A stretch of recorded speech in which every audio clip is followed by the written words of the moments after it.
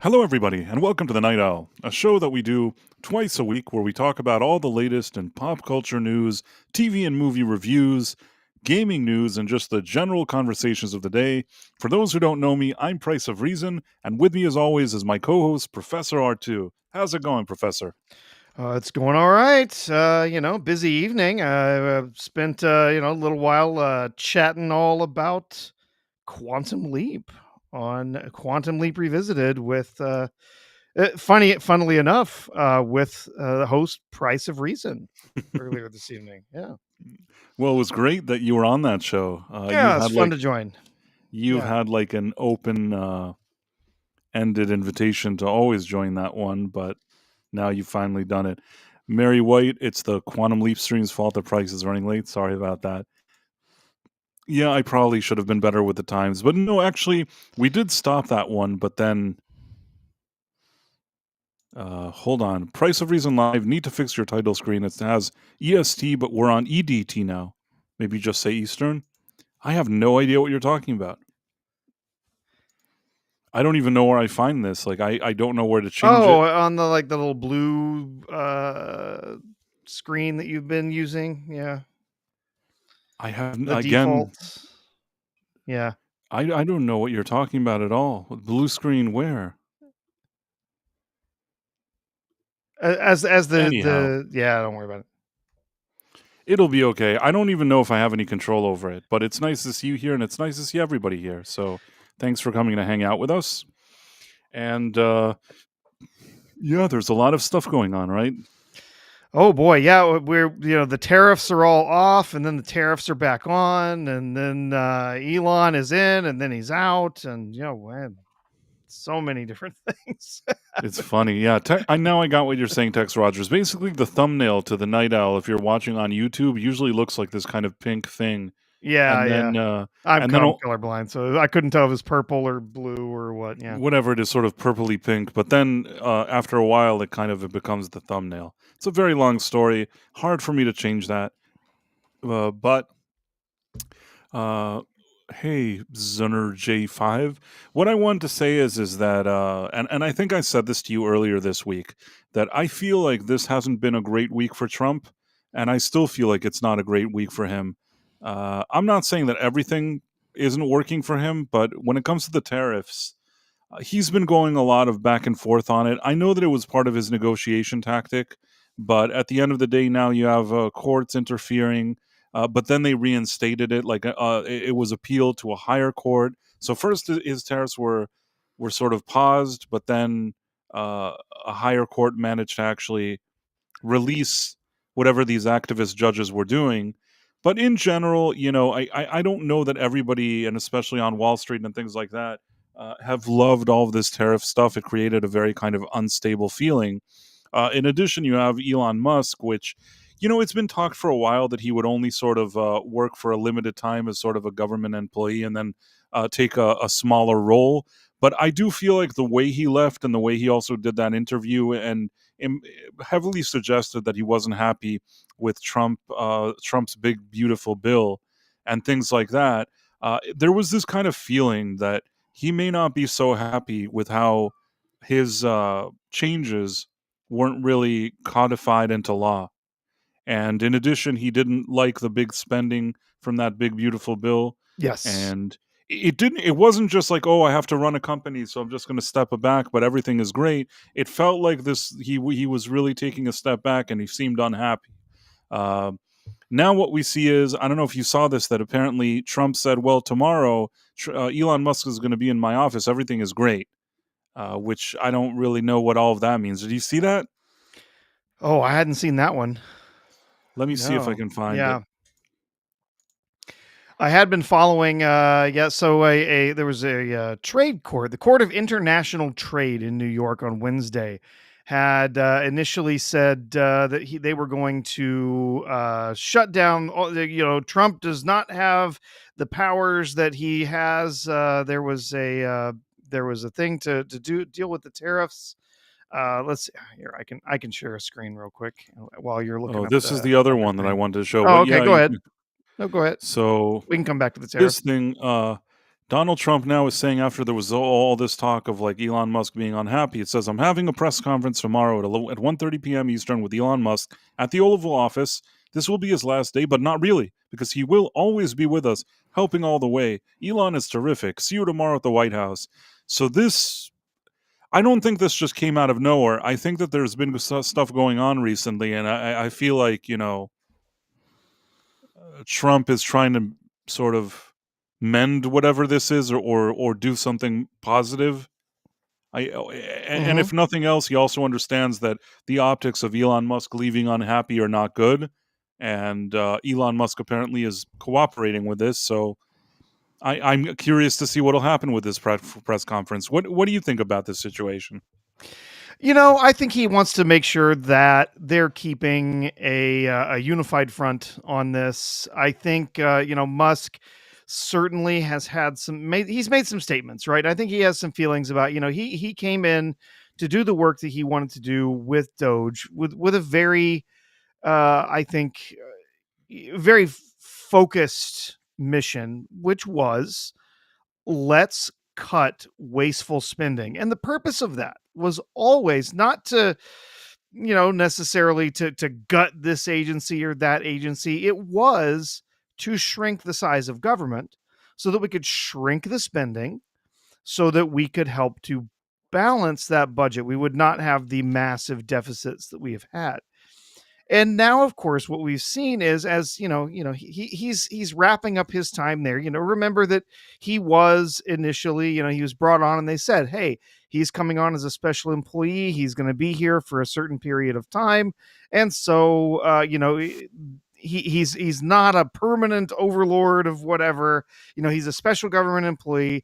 130 days. So that wrapped up just in the last couple of days. So he's finished what he's doing. But as he said, like, as he's been sort of leading this charge to cut all of this spending where they can, make government more efficient.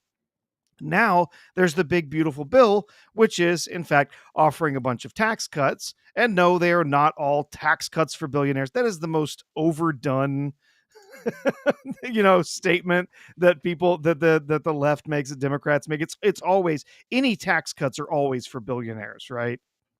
Of course, those Right. are the only ones ever getting tax cuts.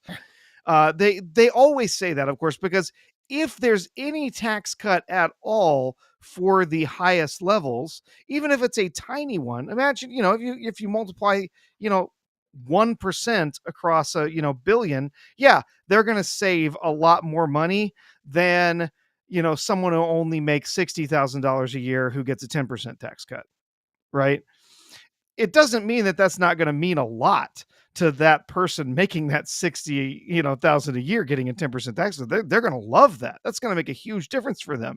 But when you actually put it in dollars, they go, oh well, look at the billionaires, they're saving millions of dollars.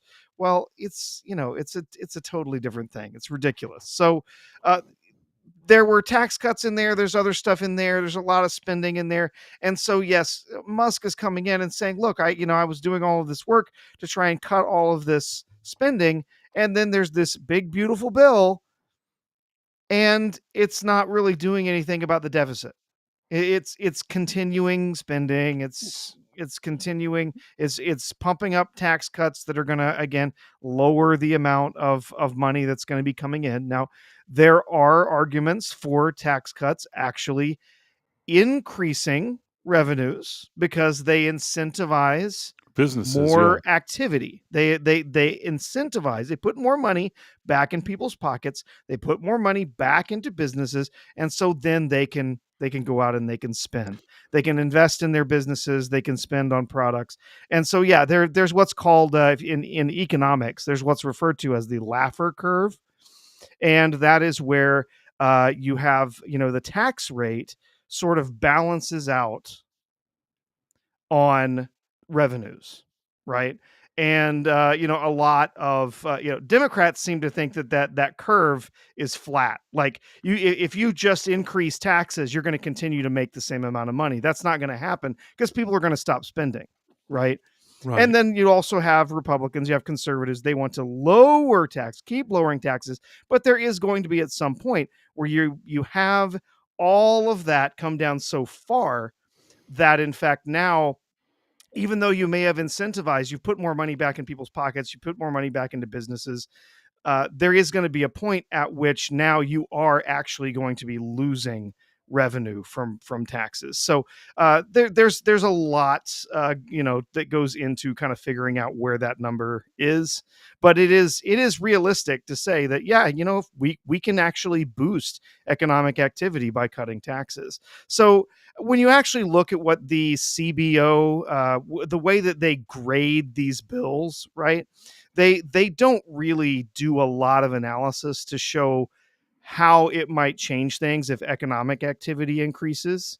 When they were looking at Donald Trump's tax cuts during his first term, they did kind of the same thing. They said, "Oh, you're gonna drive down all these revenues and stuff," when in fact they did uh, drive up a lot of economic activity, which increased revenues in a bunch of important areas. Yeah, the economy was doing well until the coup hit. So Yep, until that until that moment, rolled around. Yep. he probably would have just been reelected, just based on the strength of the economy. There was a good chance that he would have been reelected, but then the coup hit, and they also shoved all those summer of love celebrations and all these other things that they piled up there. Uh, Yes, yes, the mostly peaceful protests. Yes. yes, those Um, mostly peaceful protests. By the way, I don't know why I can't highlight the comment from Tom from Midnight's Edge After Dark. He said that he saw the Kung Fu Kid movie. Yeah, I saw it as well, and well, it was a movie, I guess, but we'll we can certainly get we to can that. talk more about that one later. Yeah. Did you see it, I Professor? I have not gotten to see it. No, I, I'll be honest. The more trailers I saw, the less and less interested I became in seeing that movie. So, I guess Tim Hayes is saying that Tom liked it. I don't know. hmm. I don't I don't really know. know. I really did enjoy the TV series. Oh, The Cobra recent Kai. Cobra Kai series. So it got me kind of excited about the film. But then the more and more trailers I saw for the movie, I kept thinking, "Oh no, this is not the movie that I want it to be." So Uh, what kind of dropped off the list of must sees for me this summer. Tex Rogers says businesses just pass cost to consumers, so any tax on a business is just a tax increase on the ordinary citizen. And I guess there were a lot of interesting comments, and not everybody is happy, these days. And I'm telling you, it's not. It's been a difficult week for Trump because I feel like people that have been sort of singing his praises for a long time, even they're kind of not as happy. You had Bigot on social media that was asking if he wonders if Musk regrets donating so much to his campaign, to Trump's campaign.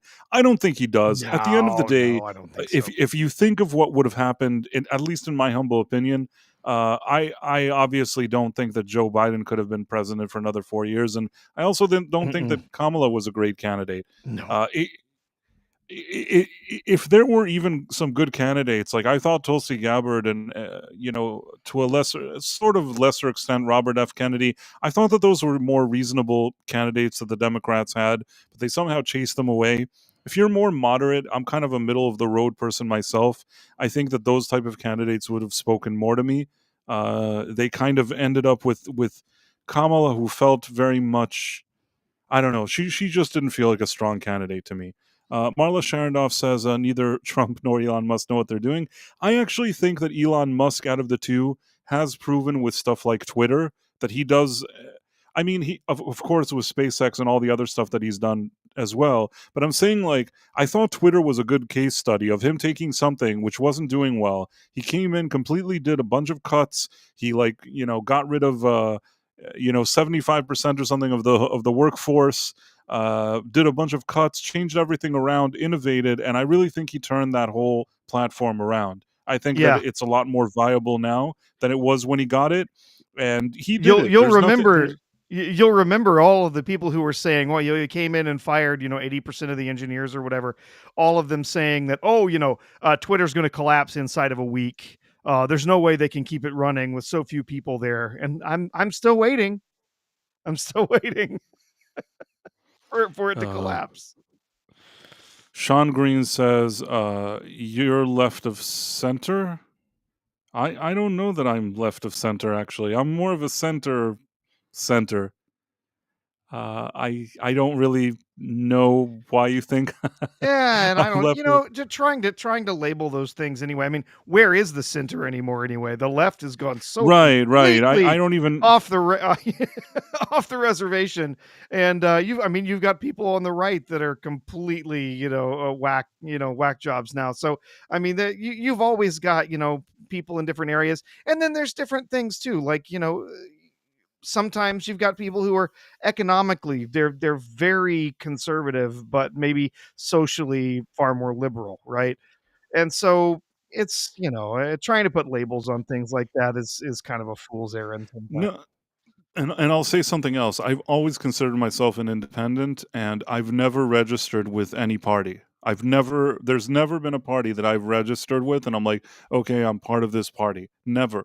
And I think I've always been this way. The reason for it is that sometimes I feel like people put a lot of hope on politicians. And at the end of the day, maybe some politicians are better than others. Some maybe push an agenda that you like more or like less.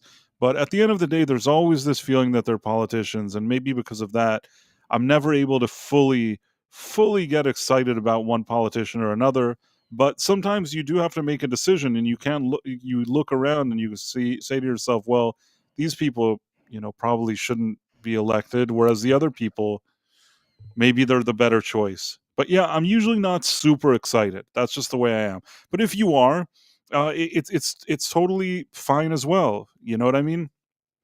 Oh sure, yeah. And again, I don't know. Again, I don't even know what the left is anymore.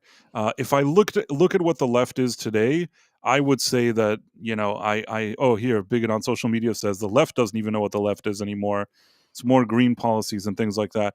Yeah, it's really hard to even say today, like, oh, you're left. Like I don't even know what that means, because that is a very extreme party, in my opinion, that's pushing things that are very aggressive and very divisive. And I think they've alienated a lot of their own people. So don't really know what to say about that. But I don't consider myself a left. I don't think I've ever really considered myself. I think that I was a centrist, and maybe these days that's a little more difficult to be. The joke from Boosh in the chat. It says, Price, I can never fully get excited." And he suggests there's a little blue pill for that if you need some help. Yeah, I get what you're saying. Anything left of Mao is a Republican. Yes, anymore, yeah, it seems that way.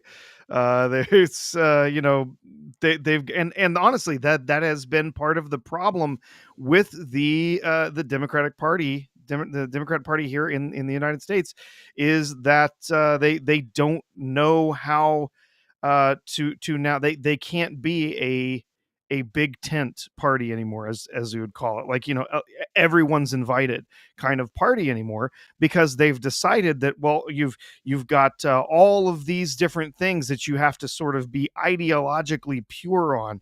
If you don't fully support all of this stuff and all of these different ideas, then you're going to be outcast. And so that has, as it's continued to develop and grow over time, has continued to alienate more and more people that now no longer consider themselves Democrats, they're independents, or have moved even further. Now they say, if you honestly, if you go look at what a lot of what was argued for in the historical sense of liberal versus conservative, now the Republican Party is far more liberal in the classical sense, and you've got on the left now.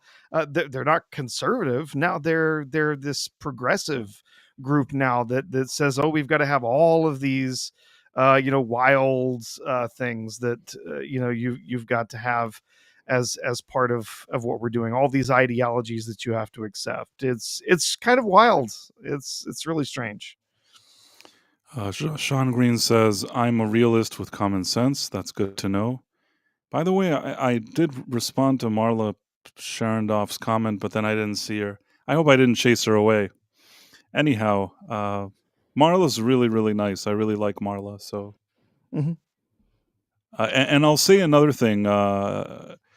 Sometimes I like that we have discussions, and sometimes there'll be somebody they'll be like, "I'm not happy with Trump, what Trump is doing, not happy with what Elon Musk is doing," and they have a right to have that opinion too, and we can have conversations about it.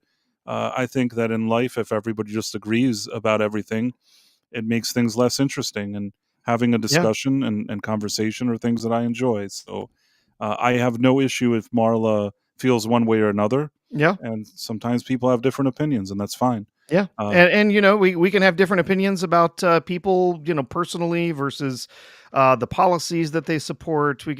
I'll be honest, genuinely, I think Trump is not really that great of a guy. He's done a lot, just personally, in his personal life and his relationships, and even in some of his business deals. He's been kind of scummy. Kind of an he awful person, but at the same time, serving as as the president and serving as someone who is sort of leading, the Republican Party at this time.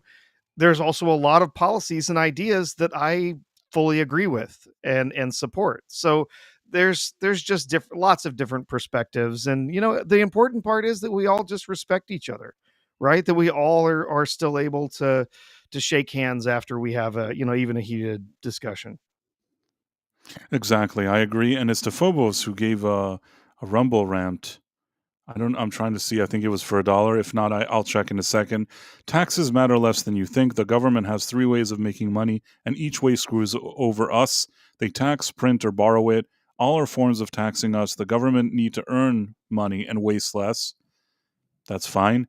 And I'll tell you what I Absolutely. think about just my opinion about Trump. That sometimes, and especially after the 4 years that we had, and this is just my opinion, with how things were run or not run so well with Biden in charge, with a rather older and confused guy who seemed to be sort of handled by a few people around him. It kind of felt like we needed. I don't know if to say like a I don't want to say a bad word. Like sometimes you need a douche. You know what I mean? You need somebody to step in there and be like, no, this is crap. Let's get rid of this. Let's get rid of that. And if nothing else, Donald Trump has that kind of vibe of he steps in, he's stubborn, he doesn't care, he wants to do this, he wants to do that. And for good for bad, and maybe sometimes it is good and sometimes it is bad, he actually makes decisions. He fights with people. He argues. We didn't get that with Biden. Biden, it's like it almost felt like you didn't know if there was somebody there. That's my personal opinion. If you liked him, it's fine. But I'm just saying that my feeling was is that it was like there wasn't anybody sitting there, which that worries me more than a guy who's kind of a jerk sitting there. Oh, yeah. To say Biden was, quote, "in control," unquote, during his during his recent years as president is probably stretching the truth just a little bit. I don't think he was necessarily in control of anything in most cases. It would we as we've, found out, especially has been highlighted for us in the last few weeks. He was probably checked out most of the time, and things were being run by other people in his cabinet and in in And his not being run White House. well. Uh, No, no, not at all. Istophobos says with another $1 Rumble rant, here's where Trump is failing: Epstein, Butler, FBI corruption, government censorship, holding the bureaucracy to account, government corruption, Twitter files, Fauci voter fraud, and more. Yeah, I mean, I don't know that you can do something overnight, but it does feel like maybe, I mean, don't forget that Fauci was given a pardon for like 70 years before Trump came and 70 years after. So that one's a little tricky. But yeah, I mean, I know what you're trying to say. And Tex Rogers says if we're comparing that he liked Trump more than Biden or Kamala, whoever was running things. And that's what I've said a number of times here before, that I think that one of the things that bothered me, which probably maybe bothered me more than the average person, like I don't think most people notice this, but for me, actually outside the US, when they looked and saw Biden was the president, a lot of nations wanted to take advantage of that because they knew very well that that guy was not on top of his game. And when you have like a country, like the United States, and you have a guy sitting there who's basically absent that is a really bad situation. You don't want other countries in the world to sit there and think, oh, this is a good opportunity for us to take advantage of them. And I think if nothing else, as kind of unpredictable and maybe sometimes good, sometimes bad, but Trump at least looks like there's somebody there, if nothing else. Yep. Yep. It's He's very important. It's very yeah. important that it'll look like there's somebody there making some kind of decision. I'm saying, telling you, it is super, super important. Mhm. Yeah. There's that moment that I think Trump basically won the election, and you know what that moment was? There was that debate with Biden, and Oh, there yeah. was something that they asked Biden a question. He talked a bunch of gibberish, and then the same, the host asked Trump. He said, "Mr. Trump, what do you have to say about what Biden just said?" And he said, "Quite honestly, I don't think even Biden knows what he just said." Yeah. And when he said it, it was so on the money. His delivery was also great, but he was telling the truth. It was basically at that moment that you understood that you could either have a guy who doesn't know what's going on around him, or a guy that you may like or not like, but at least he's there. He's there, and I really think that was the big turning point for Trump. But Yep. that's just my personal opinion. Yeah, oh, no, yeah, and well, and then there were plenty of other things that happened during that particular, during that particular debate too, where, looks from Trump, just like, "What's he talking about?" I know, and then, of course, just the gaffes that just kept coming during that debate near the end, saying something to the effect of, "Well," and then we the important thing was we beat Medicare. What? Right, right.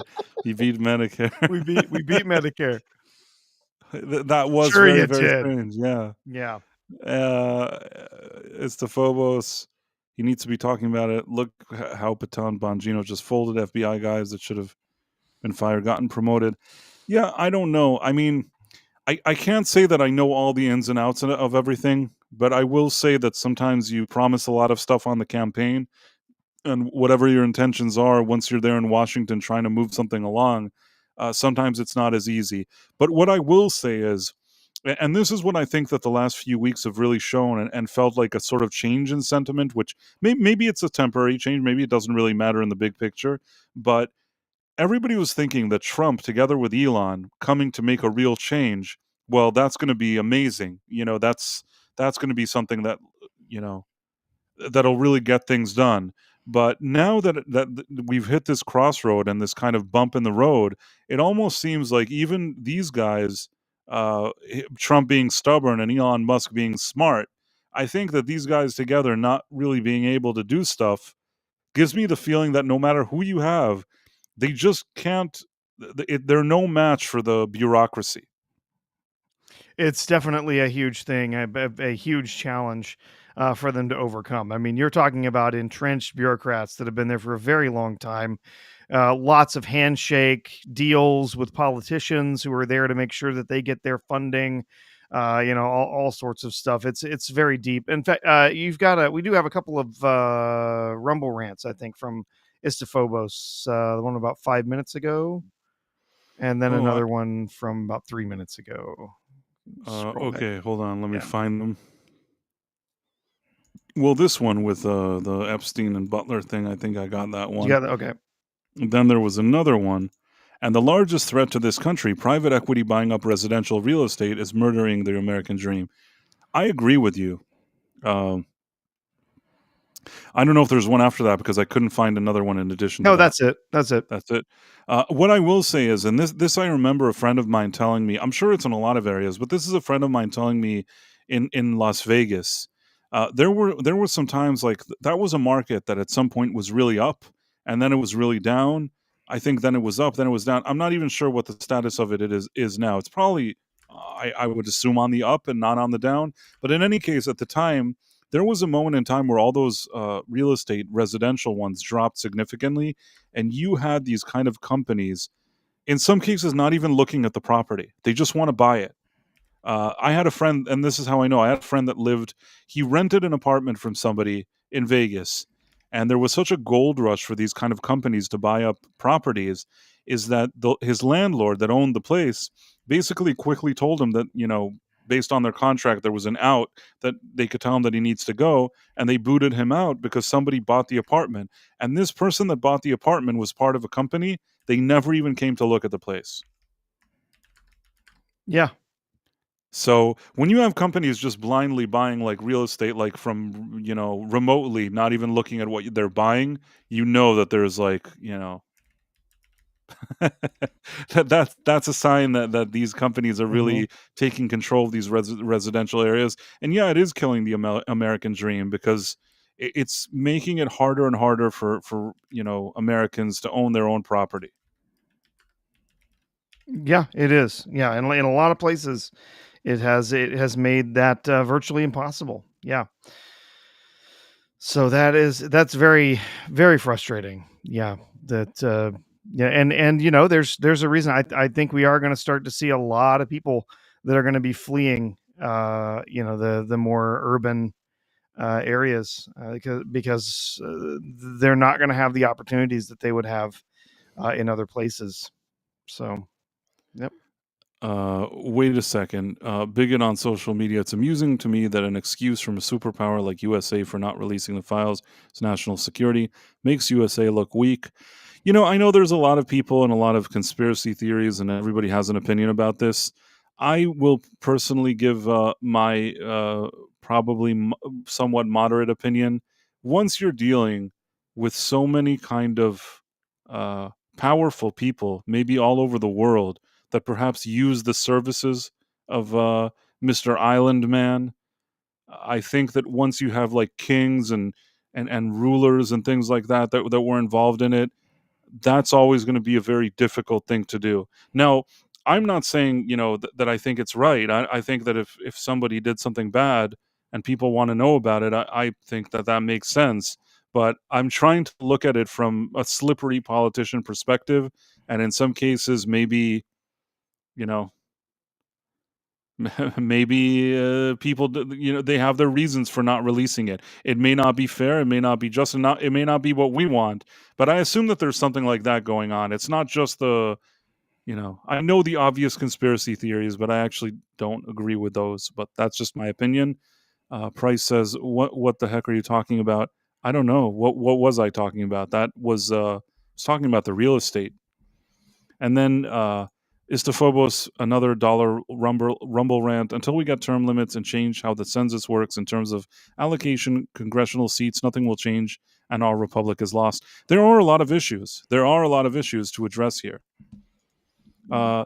H Life says, I live in Vegas and the housing market is insane right now, and it's mostly BlackRock buying up all the real estate, shitty for first time owners. See, that's exactly what I was saying. And I I seem like a weirdo to people, but sometimes I actually say something that makes sense. This guy is saying what I said, and he lives in Vegas. What's sad is there was a time that the properties there in Vegas, there were some places that were so dirt cheap. Uh, I almost wish I would have bought some of those like dirt cheap properties. I don't think I mean, I didn't have that kind of money laying around, but it was worth it to try at least. It's the Phobos $1 Rumble rant. You set a price. It doesn't matter who we elect and nothing changes. We really don't have a democracy republic, do we? We live in a totalitarian bureaucracy, and that's what needs to change. Yeah, what can you do? Sometimes you look at this country and you still compare it to some other countries, and whatever is happening here is still, with all of its problems, better than things that are happening in other places. Could it be better? Sure. Have we as a country been in a better place before? I'm pretty sure we have. Yeah. Yeah. Uh, Whalem03, did the UK release the Jimmy Savile story? The other thing, what I notice is usually when it comes to these scandals, again, this is just my personal opinion. Every time that there's kind of a scandal, usually they bring out one guy and they say, "Here you go. Here's your guy. You know how there was a big problem? Here's the guy that you were looking for." So, for starters, I think of somebody like Madoff. Okay, there was that whole crisis when 2009, the stock market crashed, the housing market crashed, everything was collapsing, and so much shady stuff was probably done all across the board. And only, as far as I know, I think only one arrest was made. Madoff. Do you remember that? Oh yeah, I remember Madoff. Now, Yeah. now, don't get me wrong. I'm sure that Madoff did something bad, and I'm sure that if they arrested him, that's probably what needed to happen. But between you and me, to take that whole crash and just say like, here's the poster boy, here's Madoff. I think that there was a lot more shenanigans going on there, and somehow nobody's ever been brought to any kind of. I mean, nobody's been held accountable for anything that happened there. Do you get what I'm trying to say? Well, yeah, I mean, you're talking about the financial crash in 9, 2008. whatever that was. I'm saying 2008. Yeah. there So was a lot of there was there were Bernie was one that came up. But his was a Ponzi scheme. So he was running a Ponzi scheme. If you don't know, or the audience doesn't know, that's when essentially you're selling a bunch of investment in something, and then what you're doing is you're taking that money to pay back the people who've already invested, to sort of tell them, oh look, your investments are paying off. But what you're actually just doing is taking in more money and paying off the people he who invested earlier. So he was involved in that Ponzi scheme. But there was a lot of other stuff that did happen. Remember that a big part of what happened there was the subprime mortgage subprime mortgages. crisis. So All I'm saying is yes, that guy, they arrested him, and it's fine that they like, that's what needed to happen. It's fine. It was a Ponzi scheme. I wonder what other schemes there were at that time that led to that crash and who was involved in them. And I tend to think that there were probably a lot of other people doing a lot of shady, weird things, yet somehow it was enough that they captured that guy who really genuinely did something bad, but they're like, okay, here's our guy. And it's like, it did feel like they were letting a lot of people that maybe should have been at least somewhat more accountable just be not accountable at all. Do you get what I'm trying to say? sure, yeah, yeah, and I mean there were other people who were held to account at some of the larger banks. Lehman Brothers obviously was one that was a big part of that collapse. There were some others that were held to account, but yes, I do remember specifically Bernie Madoff was he, one he, that at the time became kind of a focal point. they needed a poster boy, and he became their poster boy. And the truth is, I'm not saying that he didn't need to be a person that's in the news or that they didn't need to do what they did. I'm just saying that they love having one like that so they can shift away from focus from other places. So that was an example. Hollywood, you had that whole thing with like the casting couch or whatever you want to call it. You want to tell me that in the history of Hollywood, the only person that ever did like casting couch was like Harvey W.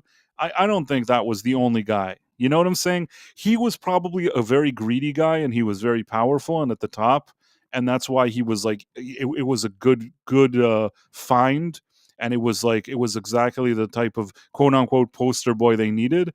I tend to think that he's not the only one. I don't think that the history of Hollywood, is all just that guy. Do you get what I'm trying to say? No, I know what you mean. Yeah, there But there were they there were definitely a lot of there's a reason there is there's a casting couch trope, right? right. And it was not because of Harvey W, right? That was a thing long before he came around.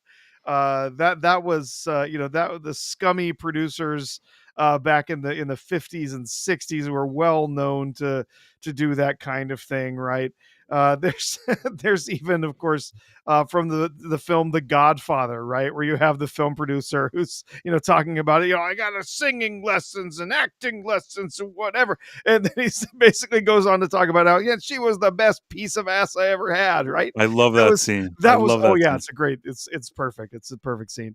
But that kind of thing has been going on for decades. It's not as if just taking care of Harvey now is going to fix that problem in Hollywood, right?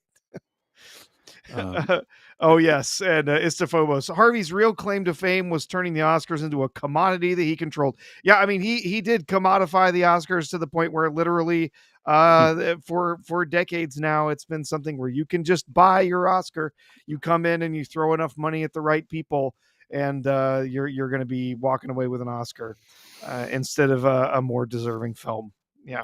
there was a guy, I don't remember his name. I think I don't want to just say something that I'm not sure. I think he was a high-ranking guy at Warner Brothers or something like that. This is a number of years ago when all of that Me Too stuff was going on. So he was also kind of it wasn't like a Harvey W. extreme situation, but there was something going on, and he still suddenly had to step down. You know what I mean? But in that case, yeah, I guess the ones that did it more quietly or more kind of modestly, maybe they managed to kind of slip through the radar. I think that, in Harvey's case, it was probably over the top, which is why he was like a good target. But what I guess I'm trying to say is that sometimes they like it when there's one guy that they can like show the press that that's like the poster boy for that scandal and just move on. And I think that, and this is just my personal opinion, the thing with Mr. Island Man, Yeah. obviously what he did was bad, but I think that it's also fair to think about how many people were buddy buddy with this guy. You know what I mean? And who were these people and why were they so buddy buddy with Mhm. him? And that's the part that somehow, especially since Mr. Island Man is no longer with us, if you know what Yes. I mean, Yeah, yeah. kind of really puts the kibosh on that whole conversa- Yeah. conversation, which may be the reason why he may not be with us anymore, if you know what I mean. Yeah, yeah, and I think who you were talking about with Warner Brothers was, the former CEO, Kevin, Tsujihara. He Yes. was involved in, there were some allegations of misconduct. We'll just put it that way.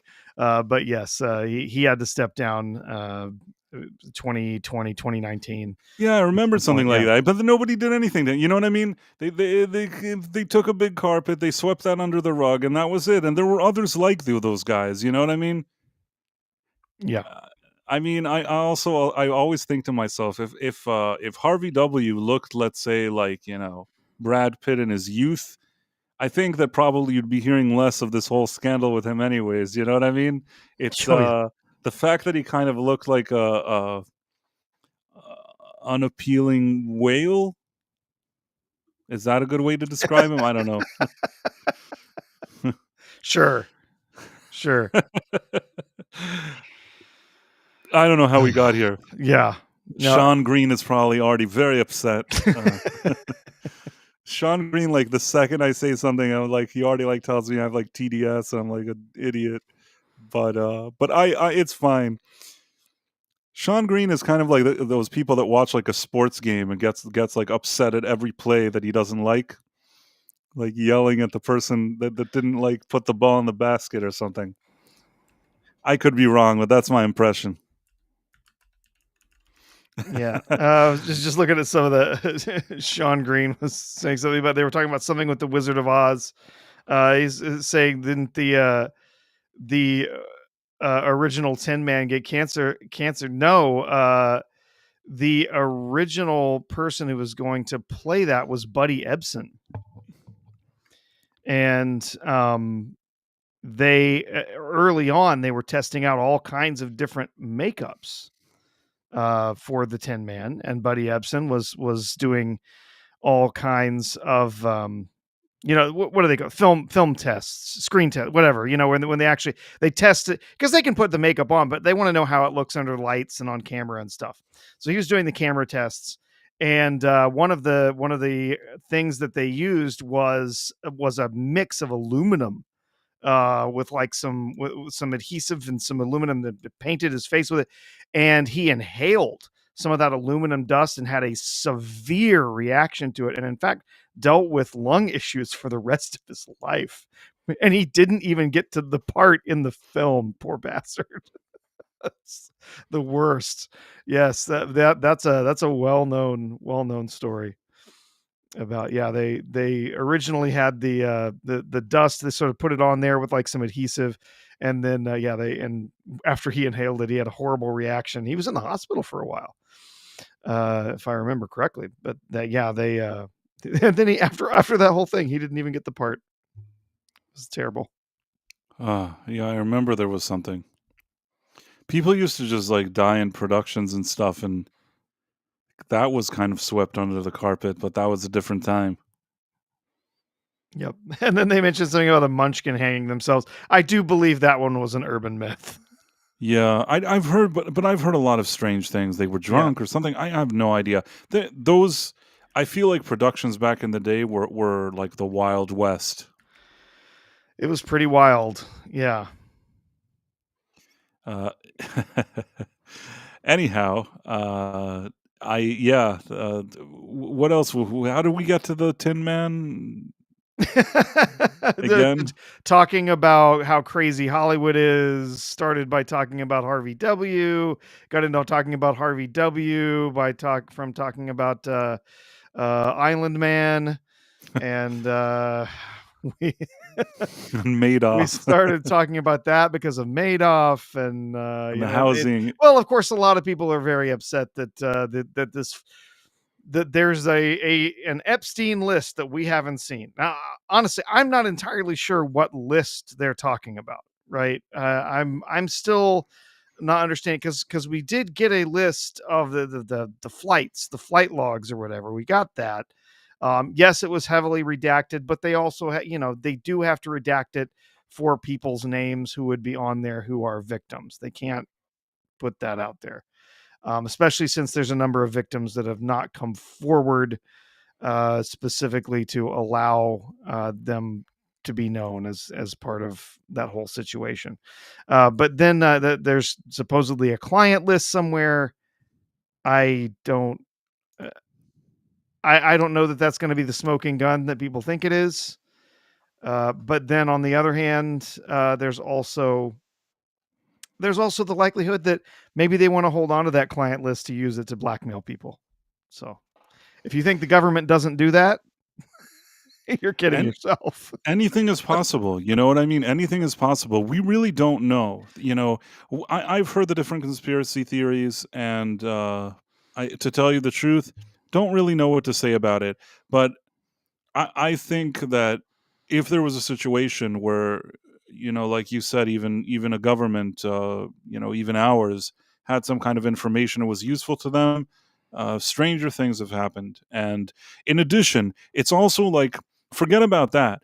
If let's say that there's, I'm just going to say this really, I don't know how to say it and just move along because I'm probably attracting unwanted attention to this stream right now. But if let's say there was some kind of list, uh, it could be that certain places or certain countries are now saying, "Hey, you know what? We're going to agree to do this and this now. Just don't show that list." You know what I mean? Yeah, or maybe they're maybe trying to make some trade deals with certain countries, and leaders in certain countries are more excited about making some trade deals and lowering tariffs on American goods after some certain evidence is presented to them, if you know what I mean. Yeah, could Uh, be. so there's a few things going on. There are a few super chats on the YouTube side. We have Mary White, who that's because I put a goal that I said if there's 5 chats, then I'll do lore. So basically, uh, for the goal, give me that sweet price lore. That's cool. And then you have Istophobos who said, I saw Karate Kid Legends if you want my take. And yeah, maybe if you're around when we get to that, certainly we can it'd be nice to hear your thoughts on it as well. So give me a second on that. In any case, and right now we're 2 out of 5. So if somebody adds, there will be more lore. In any case, I really appreciate the super chats and the rumble rants. Istophobos is doing double duty Still, on both. still working on that lore emote, by the way, or that lore emoticon for for YouTube. What is Tex Rogers and Sean Green talking about? Uh, the wicked witch incident. Was that the green paint on her face? What was it? Oh, I don't know. The first take, the trap door didn't fully open and she got chemicals on her face that started eating into her. Oh, I vaguely remember hmm. something like that. Uh, in any case, where were we? So let's just look at our talking points, our like talking not points, but the thing on the thumbnail. Trump tariffs reinstated. We kind of talked about that. Uh, Oh, the yeah, I was thinking about that. I was like, yeah, there was an incident with Margaret Hamilton who played the Wicked Witch of the West. So it wasn't chemicals. There when she's supposed to descend through the trap door, and there are pyrotechnics that are going off at that point.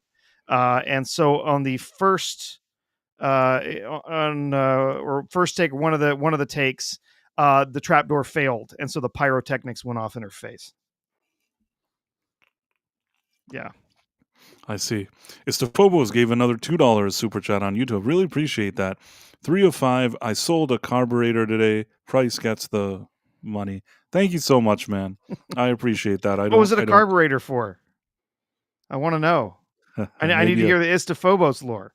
maybe it's a plane. Does a plane have a carburetor? I don't even know what I'm talking about. But And Tex Rogers said pyrotechnics are chemicals. Well, yeah, I mean, they're set off by chemicals, yes, but it was the fire that was the problem. It set her hat on fire, set some of her costume on fire, and she got second-degree burns. So it wasn't like a chemical burn. It actually caught her costume on fire, and they had to rush to put her out. Sean Green says the lore is almost as legendary as the film. To Tex Rogers. Something about a rabbit trail. I don't even know what they're talking about. I see that Istophobos in my local AA area, fentanyl deaths are down 68%. Is that because there's cracking down? Is it because there's now a crackdown on those things with the border and stuff like that? I have no idea. Professor, are you there? Yeah. Oh, I was trying to figure out what he meant with fentanyl deaths dropping. But what happened was, since we got 5 out of 5, the goal is achieved. And I said I would give Mhm. lore. So uh, I don't know why I was thinking about that the other day, because there's a trial with a rapper. And Yes. there have been times, I don't know if I told you before, that I've worked with rappers. Did you know that? No. So this is a good story. I don't know why this is like a really good one. Uh, there was a rapper, and I can't say who it is, but it's a real name of a rapper, meaning uh, I can't say the name because there's reasons why I can't, but it's a rapper that people know who he is. It's not like I would say it and you're like, who is that? You know what I mean? Hmm. Especially if you like the genre or whatever. He's a guy whose name is at least somewhat known.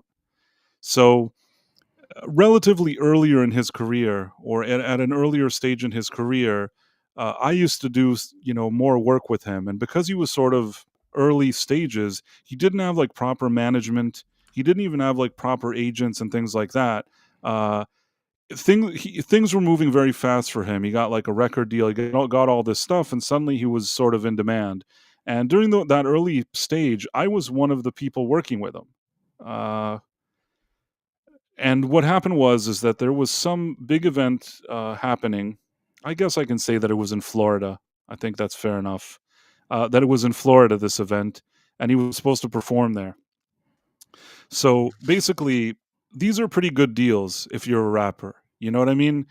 Sometimes people give you, 10, 20, 30 grand if you're in that bracket, if you're still early on. 10, 20, 30 grand for one night. Now, when I say one night, you go to a club basically. You sit there, everybody gives you like champagne and like fancy drinks and whatever, and there's usually like a bunch of models sitting next to you. And then somebody gives you a microphone at some point, and you get up and you do like 3 songs, which you're not even performing with a band or anything. Not that rap even really has a lot of times a band. You're basically, somebody's putting your track in the background and you're singing over your own track. Do you get what I'm saying? Yeah. It's not even like a playback or whatever. It's the track usually with your vocals, and you're just vocaling over your vocals, just rapping over what you already rapped. Uh, in some kind of VIP loungy club parties, whatever it is, exclusive events. It's kind of fun for people there. And if you're a rapper, this is a great way to make money. I mean, I wish people paid me 30 grand for like 15 minutes of work. Sure, you have to travel there, but I mean, you're sitting in Florida in some like VIP club, and they're paying for your hotel and like all your flights and all this stuff. You're flying like first class. How bad can it be? You know what I mean? Yeah. Like, you're getting, like, for one day's work, you're getting, like, 10, 20, or 30 grand. And this is when you're earlier on in your career.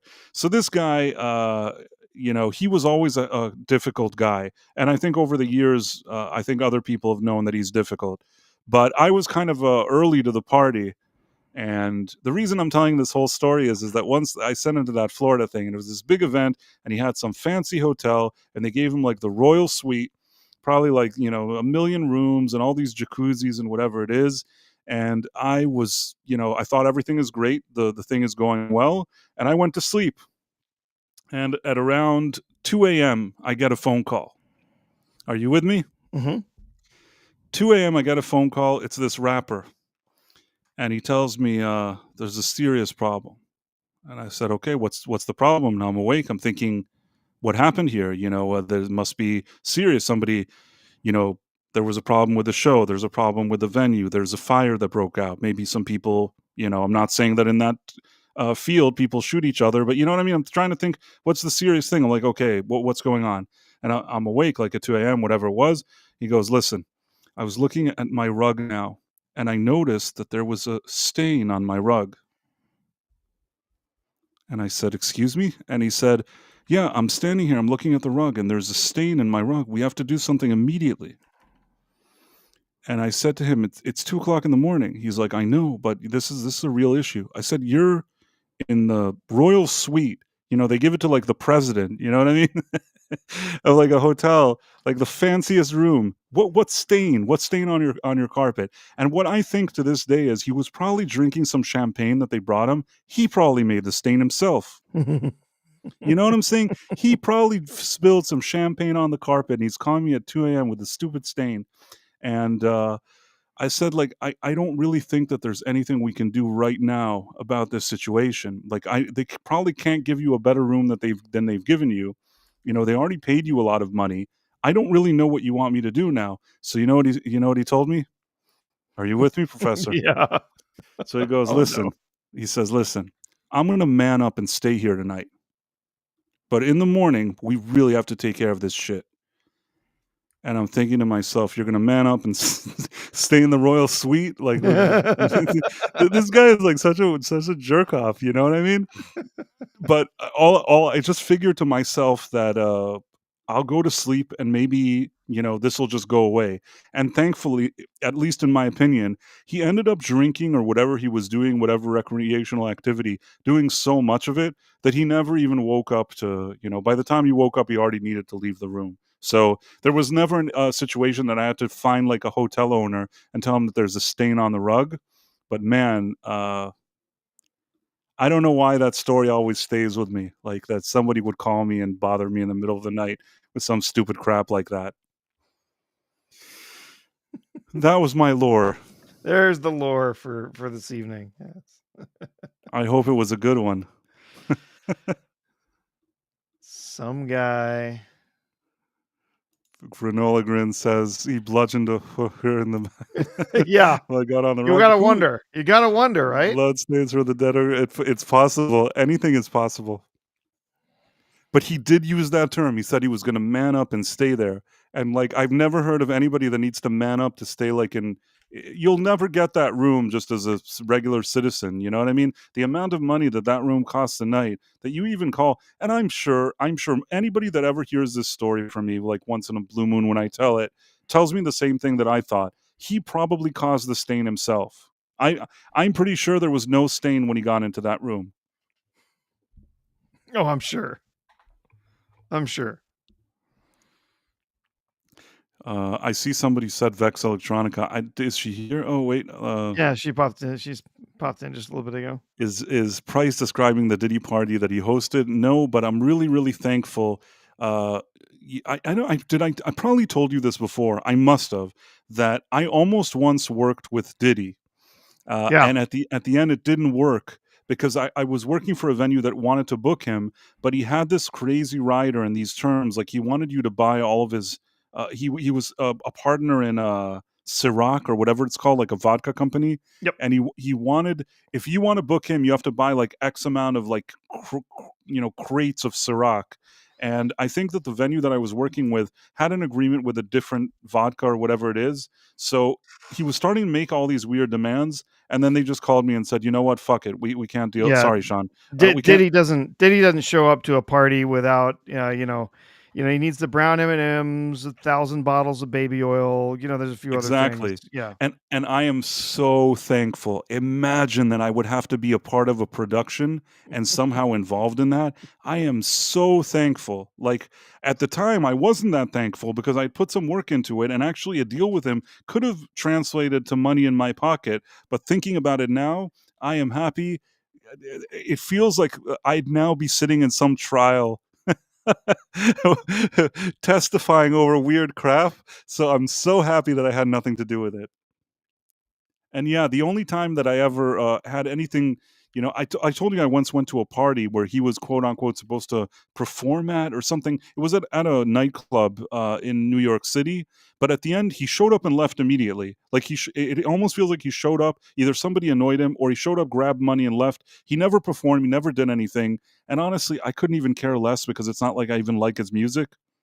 I was really there more for networking, so the fact that he entered and exited that same minute is perfect for me. Another situation where I didn't see anything, I don't know anything, and I have nothing to do with him.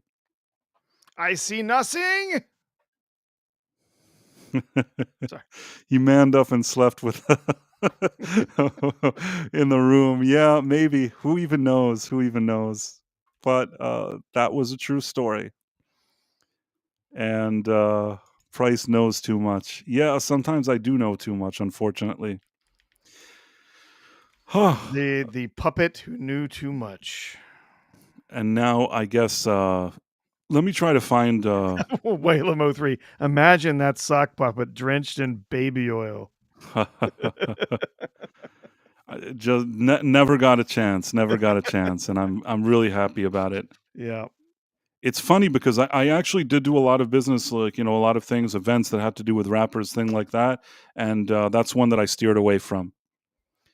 There's another case, but that I'll save for another bit of lore another time. That was an interesting one with a rapper, but I will save that for another occasion. It's not even that one is a more grim and dark story. The other one, but I'm going to keep it to myself for now.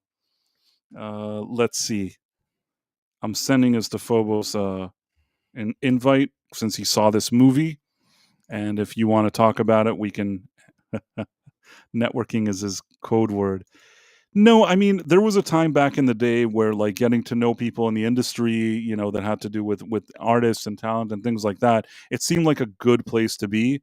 A lot of times I was in networking events that were seemingly, helpful, maybe mildly helpful at times. Uh, I'm happy that I didn't encounter Diddy except for that one time that he came and he left. Came and he left. That sounded terrible. That sounded terrible. That's the worst They're thing I've ever said on the always Night Owl. coming I and meant going and going and coming and he always came too and he left. That's actually soon. funny. No, that I know what that sounds like. It was a nightclub. I didn't have anything to do with him. I was on the other side of the nightclub. If he came on somebody, it wasn't. It was on somebody else. But in any case, he came and he left. That's what that's what he did. And Istophobos, I sent you a DM. I don't know if you got it, but I did send it to you. So I bet like Istophobos, while I was telling this Diddy story, he ran away. He's fled. Istophobos, are you still with us? Yeah, he's still in the chat. All right. What I else were we thought you said talking he about? didn't perform. We just That's for a little bit, we talked about tariffs. Can definitely say the market has not been happy about all of this stuff. No, I don't think they have been happy. Have been Just happy. going back and forth and back and forth. Yeah, so we had what was it called? The uh, it was the U.S. federal court. The 3-judge court of international trade in New York ruled that Trump did not have the authority to put forth the different tariff to set these different tariffs as he has. And then the very next day, we get we get an appeals court that comes back in and says, "Nope, you didn't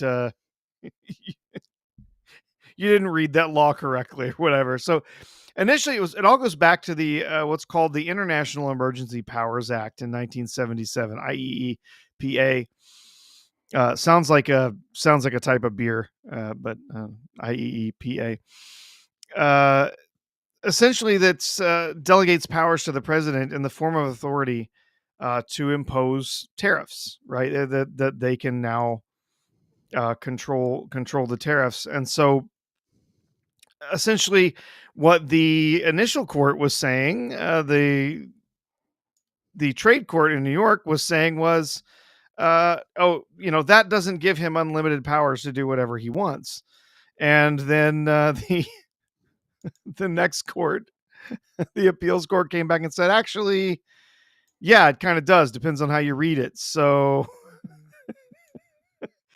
we get the Trump can't Trump can't impose these tariffs, and then we get the next day, yeah, actually, no, we need to talk about this some more. You can't stop his powers like that.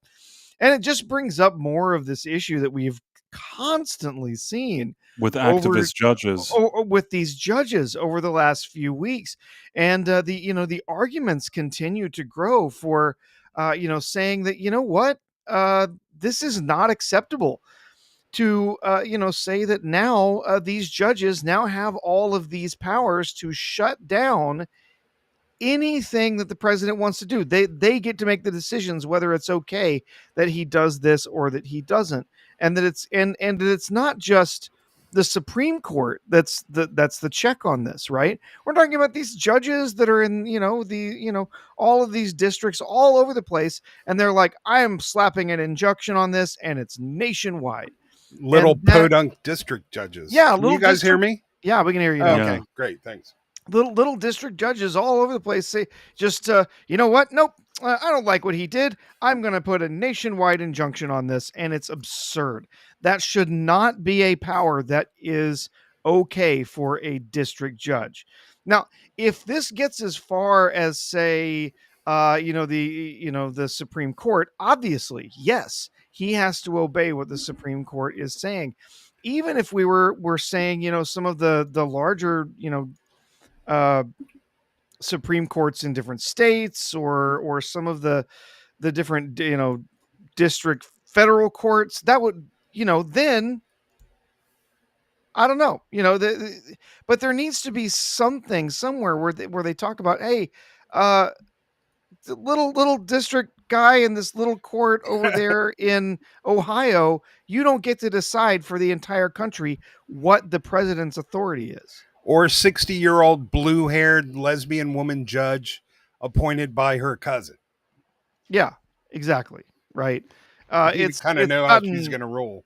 It's gotten frankly, it's gotten ridiculous that now there's all, I mean, they talked about this. I actually watched, I was kind of sitting around, poking around earlier today, and I saw the press conference that they were holding at the White House earlier today. So I watched part of it, and they were up there talking about, like, there have been more injunctions in these first 128, 130 days of, of this term for President Trump. There have been more than in 3 full years of Biden. Well, actually, I thought it was going back to Clinton. All of the presidents combined. Yeah. Haven't had as many injunctions. I don't think it's been quite there, but yeah, there's been quite a few. It's astonishing. And every one of them, it's some activist judge somewhere says, oh, you know what I can do? I can say, I don't like your decision, and then I can make it a nationwide thing. And that should not be a power that is given to a district judge. They're trying to run foreign policy from Boise, Idaho. Yeah, it's absurd. They do not have that power. They were not elected. That power is not given to them. They cannot decide how the president exercises those those powers. If his powers need to be checked, if there's something that's going on, that needs to happen, then it needs to happen through the the regular balance of power. It needs to happen through the Supreme Court. It needs to happen through through the legislative branch. Of course, they're basically frozen most of the time. They can't get anything done. But it's frustrating. It's kind of ridiculous. Do I think that everything Trump has done is completely on the up and up? I say no. I think he is overstepping in some areas, but again, it's not for some little district judge in some tiny town in Idaho who gets to decide, hey, I don't like you and I'm just gonna slap you down, right? That's kind of ridiculous. I've got a little bit of lore that goes with price there. So when I was a young man, I was working on a firm in a high rise in Buckhead, which is a part of Atlanta, and LaFace Records was on the same floor. And I didn't even know who they were at the time because I wasn't that much into rap, but they're a gigantic rap label. Who was there? LaFace, L-E or L-A-F-A-C-E Records. Okay. So I saw so many strange things going in and out of that office every day. I knew a couple of the lawyers that work with a bunch of rappers. So I got to meet T.I. a couple of times. He's really cool, actually. He's a very nice guy. And I got to meet some not so nice guys. I see. And they told me where some of the best soul food places were in Atlanta, but I grew up here. I kind of already knew. But it was, so, no stains on the carpet up there, though. It was pretty fancy. I'm trying to think for a second. T.I. Yeah, he's been in a couple movies too. Yeah, no. I'm trying to think for a second. He was part of a label called Grand Hustle, from what I remember, or maybe that was his management company. Yeah, like I said, I was definitely naive in the ways of rap at the time. I mean, I knew Public Enemy, but that was about it. Yeah. T.I. began his career with LaFace Records in the 90s. Yep. I had no idea how big they were until I started seeing all the bling go in and out of the office. But what about Grand Hustle? Do you remember something? So he started off. Hold on, let's see.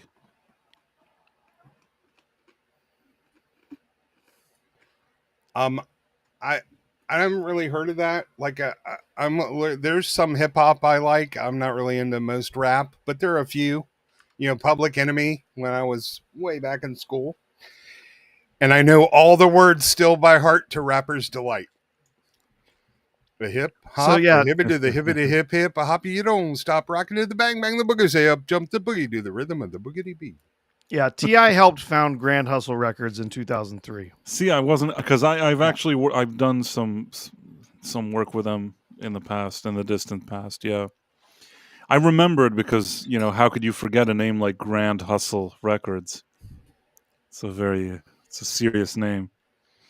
Anyhow. It's kind of a cool name. What'd you say? That's kind of a cool name, actually. I like that. It's fine, but it's one that you remember. It has it's memorable. In any case, LaFace went out of business in 2011. Didn't know that. Yep. I want Donald Trump's label, which is going to be Huge Hustle. It's the biggest hustle ever. You've never seen a hustle so big. It's huge. The biggest hustle. Eminem is the greatest American rapper. That's what Amelia Bedelia says. Eminem is technically a good rapper. The only thing I'll say is that I do feel like, over the past number of years, he became too overly political, in my opinion. But that's just my personal opinion. It's fine also if he has an opinion, but he leaned so hard into his opinions and was basically saying, I'm drawing a line in the sand. If you voted for this guy, you're not my fan. And I never liked stuff like that. I really, really think he could have, steered away from that. Marla Sharondoff loves that rap. I think she's referring to the rapper's Delight. Fat Boys were better than Eminem. Here's the thing. I would argue and say that without people like the Fat Boys, you wouldn't have Eminem, because Fat Boys were very early on rappers that, like, when it wasn't really a thing, and they're very early on in the game doing that, you have to give them credit because they're sort of pioneering a genre. And, like, I think the Fat Boys, they have their place within that genre. But, I mean, Eminem, I think, can rap better than them. It's just that even he, as much as there's things that he's done that I think are annoying, and especially past couple of years, when in interviews, when he talked about, like, classics and people that started the genre, he often is very respectful and says, these old school guys, if I didn't listen to them, I wouldn't know how to do anything. They created this genre. So a lot of times you have people that he shows respect to, and I'm sure he'd show the Fat Boys respect as well. Eminem is a great rapper, but most of his music is terrible. Listen, rap itself, in my opinion, it's a genre that, some people like more, some people like less, but I think it has a right to exist, and it does its own thing. And when I'm in the right atmosphere and mood, there could be a mood that I'd like it. Personally, as a musician, I come more from a rock and roll background, rock and roll, grunge, metal, things like that, psychedelic, progressive. These are things, music, not politics, but stuff like that. That's the kind of music, classic rock. That's the kind of stuff that speaks to me the most. But I mean, people like different things, and I've been to enough events where I thought that rap is fun at a party. There's things that at a club, and there's benefits to different genres. I'm open to things. That's just my opinion. I love when people discover like an original song because it was sampled on a rap song. So they'll go back and discover some old blues or jazz standard that was sampled. I always think that's kind of cool. Yeah. Eminem took money to stand up for Kamala. That's what he said. Yeah, I mean, here's the thing. It's fine, different artists like different candidates. Some artists like Trump, and some artists like, Kamala, whatever it is. People have a right to like whoever they like. And I guess, if we didn't have such a heated political atmosphere, maybe it wouldn't really matter all that much. The thing with Eminem that I remember that didn't rub me the right way is that he started, like, basically saying that anybody that, like, doesn't support the same person that he supports is like, persona non grata to him. And I think that that's a really stupid approach, personally. The artist formerly known as Prince was underappreciated. I think people appreciated him. Maybe they appreciated him more after he died tragically. But I think people have always known that Prince was a real talent. In the music industry and business, especially. For sure. Yeah. Listen, at one point we talked about covers, best covers. Prince's cover of "My Guitar Gently Weeps," incredible. Yeah, I've always heard, different rumors about that whole gig, that, some of the people didn't want him there. Then other times people say they did want him there, that the wife did want him there of George Harrison, the wife didn't want him there. I don't know who wanted or didn't want. He came and he gave a fantastic performance, and certainly, like, the highlight of that tribute was Prince getting on stage and doing his guitar solo. Stunning. Yeah. Everyone was just enthralled by the performance. You can still go back and watch it today. Absolutely. It's people on stage are just completely consumed by his performance. I think a lot of normal people fail to realize how rhythmically sophisticated Prince's music was. He really, in many ways, was like the continuation of Stevie Wonder. He wrote a lot of songs for other artists that hit big and got recorded. And, he used to work with some really famous, rhythm people like Sheila Escovedo and her dad, Pete Escovedo. So I really appreciated known as that. Sheila E. Yep. But what I was going to say was that, first of all, Prince died. Yes, he died a number of years ago in an elevator. But what I'll say is that whole situation with While My Guitar Gently Weeps, the thing that makes me kind of sad is that if he was such a good guitar player and he was so good, I feel like he didn't do enough of that style of rock. I mean, obviously he played on his albums and he played on stage, and you could tell that he was very talented. But I feel like I would have liked to have seen more of that. And I think Yeah, that he didn't absolutely. give us a lot of it, but when called upon, he could do it, which was nice. Yeah. He also gave us one of the best Dave Chappelle skits ever. For sure.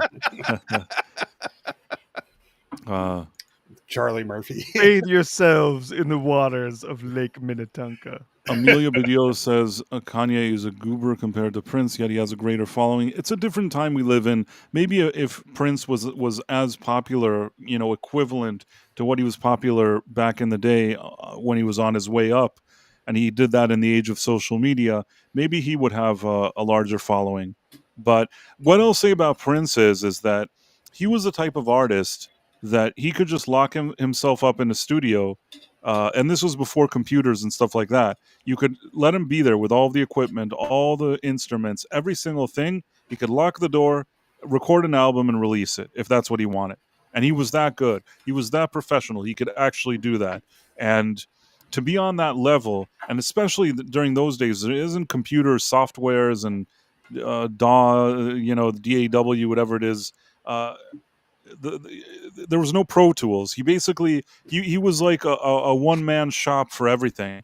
And a lot of times, people that worked for him, that even his band members, he'd make them work very hard. And if they did something that he didn't like, he'd grab the guitar and show them how to do it. He'd probably do it better than them.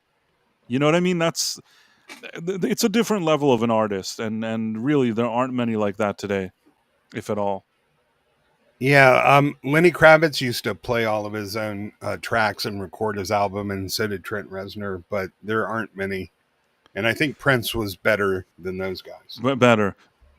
Lenny Kravitz, I'll tell you what, he's a talented guy. I don't think that he's not talented, but when you really think about it, for me, his music, when I look at his catalog, doesn't have the kind of edge and character that Prince had. None at all. It's respectable. He's certainly a respectable artist, but it's not that kind of catalog. What was the other one you mentioned? 9 Inch Nails. Trent Reznor. Also, Steve Vai. I'm sure you know who he is. Yeah, Steve, again, great guitar player. I have respect for him as well, and I also think that Trent Reznor has done some cool things. But with all that being said, Prince as an overall entertainer, artist, music producer, all that stuff, I think more than all of these other names that we just said. Absolutely. Like I said, I compare him to Stevie Wonder, who's one of the greatest musician songwriters who's ever lived. Clay Thomason, Prince was not only a great composer and musician, but an amazing showman. I had the pleasure many years ago of once meeting Stevie Wonder, which was kind of very nice. Because it's very rare that I meet a musician that I really appreciate. I do regret I was very young, when I met him. I feel like over the years, my appreciation for Stevie Wonder has only grown as a musician, and I would have had... I wish I would have met him now, but it is what it is. Yeah, he's absolutely incredible. But hey, you got to meet him. That must have been, I don't care how young you were, man. I would have loved to have done that. Yeah, no, I mean, I'm now really sad that I didn't get the Price Prince collab that we should have had. Right. According to Kevin Smith, one of Prince's people claimed that Price had a lot of unreleased songs and music videos in his home in a vault. I assume you meant that that Prince had it and not me. I have some unreleased songs in my drawer, but nobody really cares about them, and it's fine. I feel okay about that. I once did a stream, and somebody convinced me to play a song, and I started to play it, and something happened, and the stream collapsed before I ever played the song. Very strange. What do you mean collapsed? Like it crashed? The stream crashed. I'm like, okay, now I'm going to play the song, and I click play, and the stream crashes. So yeah, as far as I can tell, he was blind. I am going to say something. It's not a big deal. It doesn't really matter. I shook his hand, and then he kind of he because he can't see, kind of touches like. I mean, my hand. He was like kind of I can't really explain it, but a normal person, you just shake his hand. He like is investigating, so he was kind of looking, with his hand like moving it a bit, and then he said to me, he said, "What instrument do you play?" Oh, you felt your calluses? Yes, and the truth is, I said I play guitar, and was really really impressed that he knew that. I was very young, so it's a whole different story. But That that well, did that happen. I did meet him, and yeah, he's Stevie Wonder. I'm glad I have that on my resume. yeah, you can usually tell bass player or guitarist by the fingertip calluses, and drummers get this really overdeveloped muscle that runs on the side bottom of their wrist. So you can tell a lot about people by their hands. What do I think of Ian Klimster? Oh, you mean Lemmy? Wait, I just see Lauren Chen. Wait, what are you reading? No, somebody asked me about Lemmy from So Bingo has Motorhead. met on Rumble. Yeah. Oh, okay. Anyhow, I met Lemmy once and I hung out with him, and sort of hung out. Here's the thing: I really regret this. This is one of those instances that I regret. I was involved in the production of an event that I was at the event doing stuff, and on that same day, Lemmy arrived there, and he was sort of in this VIP room, and I had access to that because I was part of the event. And he got there, and there were a few people, but there weren't a million people. He arrived rather early, and he was hanging out back there, and he kind of started talking to me. And honestly, it's nice that he talked to me, but I was in the middle of kind of working on. There was stuff that I have to do, so I kind of talked to him for a bit, and it's a strange situation that like this is going to sound really shitty, but I was too busy for Lemmy. And you know what? I'm really sad about it because I had to do my job. I would have ideally liked to just open a beer and hang out and do nothing else except for to talk to him. But because I was expected to do stuff, my priority wasn't to hang around with him. I think that he was just, maybe he wasn't feeling some of the people that were there, like not loving the vibe or something. And I looked like a weirdo that he could have a conversation with. I'm really honored by that. I assume that that's what happened. I don't know. I'm speculating that he thought I was a weirdo and that's like a good people in his eyes, and that's fine. But I couldn't stay longer than a certain amount of time, and I had to keep walking around and taking care of things. So that was sort of my my interaction with Lemmy. And there is something there's a picture that I took of him, and I can't really explain more, but on the internet I've seen that picture pop up somewhere, I think. Meaning, I think that I took the picture maybe with his phone, or maybe I don't remember the details, but I took a picture, and that picture ended up like I saw it somewhere. Maybe he posted, or somebody else that he was with in the picture posted it. Just kind of strange. I'm like the Forrest Gump of the music world.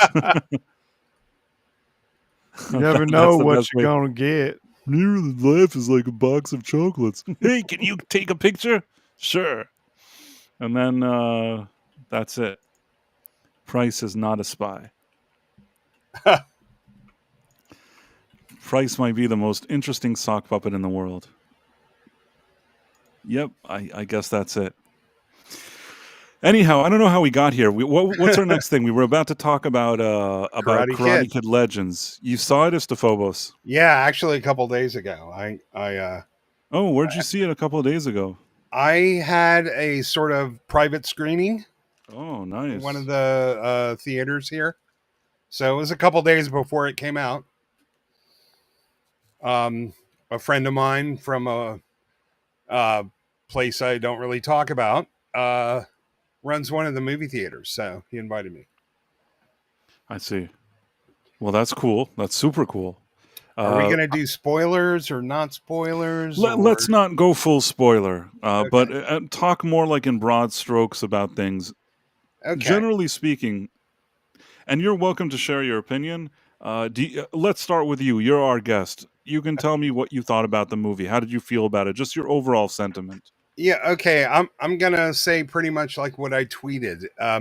So Karate Kid Legends is sort of an inferior by the numbers cookie cutter copy of the original, relying mostly on nostalgia and the fifis, and I loved every minute of it.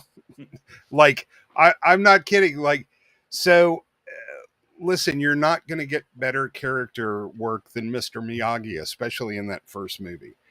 Um, so they don't really have sort of a deep touching story like that, but you get sort of Matrix style kung fu in the Karate Kid, and the premise is a little bit silly, right? Like, so the kid actually knows kung fu really well, but for some mysterious reason, he needs karate to defeat this opponent. And if you think about that, it's kind of silly, but I will say the kids were really good. Like they're very charming. They had good chemistry.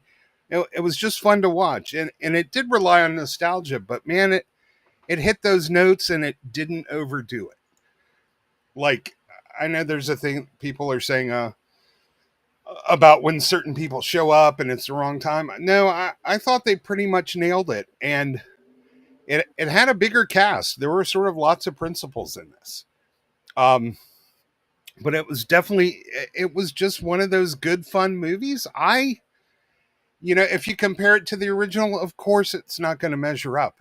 But I just couldn't help but notice I was having a lot of fun when I was watching it, man. And the younger actors, they really did impress me. And I can't believe how hot Ming Na Wen still is. Like, wow. So I found the movie incredibly satisfying, especially the very ending. It was just one of those. Don't go in looking for Citizen Kane. Don't even go looking for the original Karate Kid. Just have a good time. And you know what? I think you'll do it. I hope this movie does well. I don't think it did very well on its international release. It only made like 13 million, I think. So I kind of hope it does well here. It sort of fit in with the TV show and the first movies without stepping on anybody's toes. Um, I went in very, very skeptical. And I came out, yeah, man, you won me over. You kind of did it just right. So it's not a great movie, but it's a really fun movie. All right, that's fair enough. First of all, I want to say that Backyard TARDIS has been here. Somehow, some of the messages, I didn't see them come up in from our streaming platform. I just want to say that thank you for being here, Backyard TARDIS. I know maybe Professor mentioned you earlier, but he's a friend of the channel, a good friend of mine, and always great to see him here. He's also been a guest here before, so it's always nice to see him. When it comes to this movie, on one hand, I agree with you, Istophobos, and on the other hand, I don't agree with you. And I'll tell you where I do agree with you. It is inferior. It is by the numbers. It is a lot of the things that you said and described it. But the difference is, I wouldn't say that I loved every minute of it. I think that I watched it thinking to myself, it's okay. But it didn't. You know what really annoyed me is that I feel that with a little more effort, this could have been a significantly better movie. They made decisions here in this movie that I wasn't 100% sure why they went in a certain direction. They could have put in a little, it really feels like they had certain beats that they wanted to copy from previous movies or especially the original. And sometimes when you Uh just do a oh. carbon copy, it's not strong enough, but they didn't need to do a carbon copy. They could have used, like been I, I inspired by can't hear that anything. original one and still had it more, a different story than what we got here. There's so little, everything happens feels so clinical that at the end they kind of, it's a missed opportunity. I personally don't think this was a great idea to make this movie to begin with, but if they insisted, it could have been a movie that actually was better than what we got. I like Ralph Macchio, I like Jackie Chan, I like seeing them. There was something to do here. The kid that they brought for the as the protagonist, I didn't hate him either.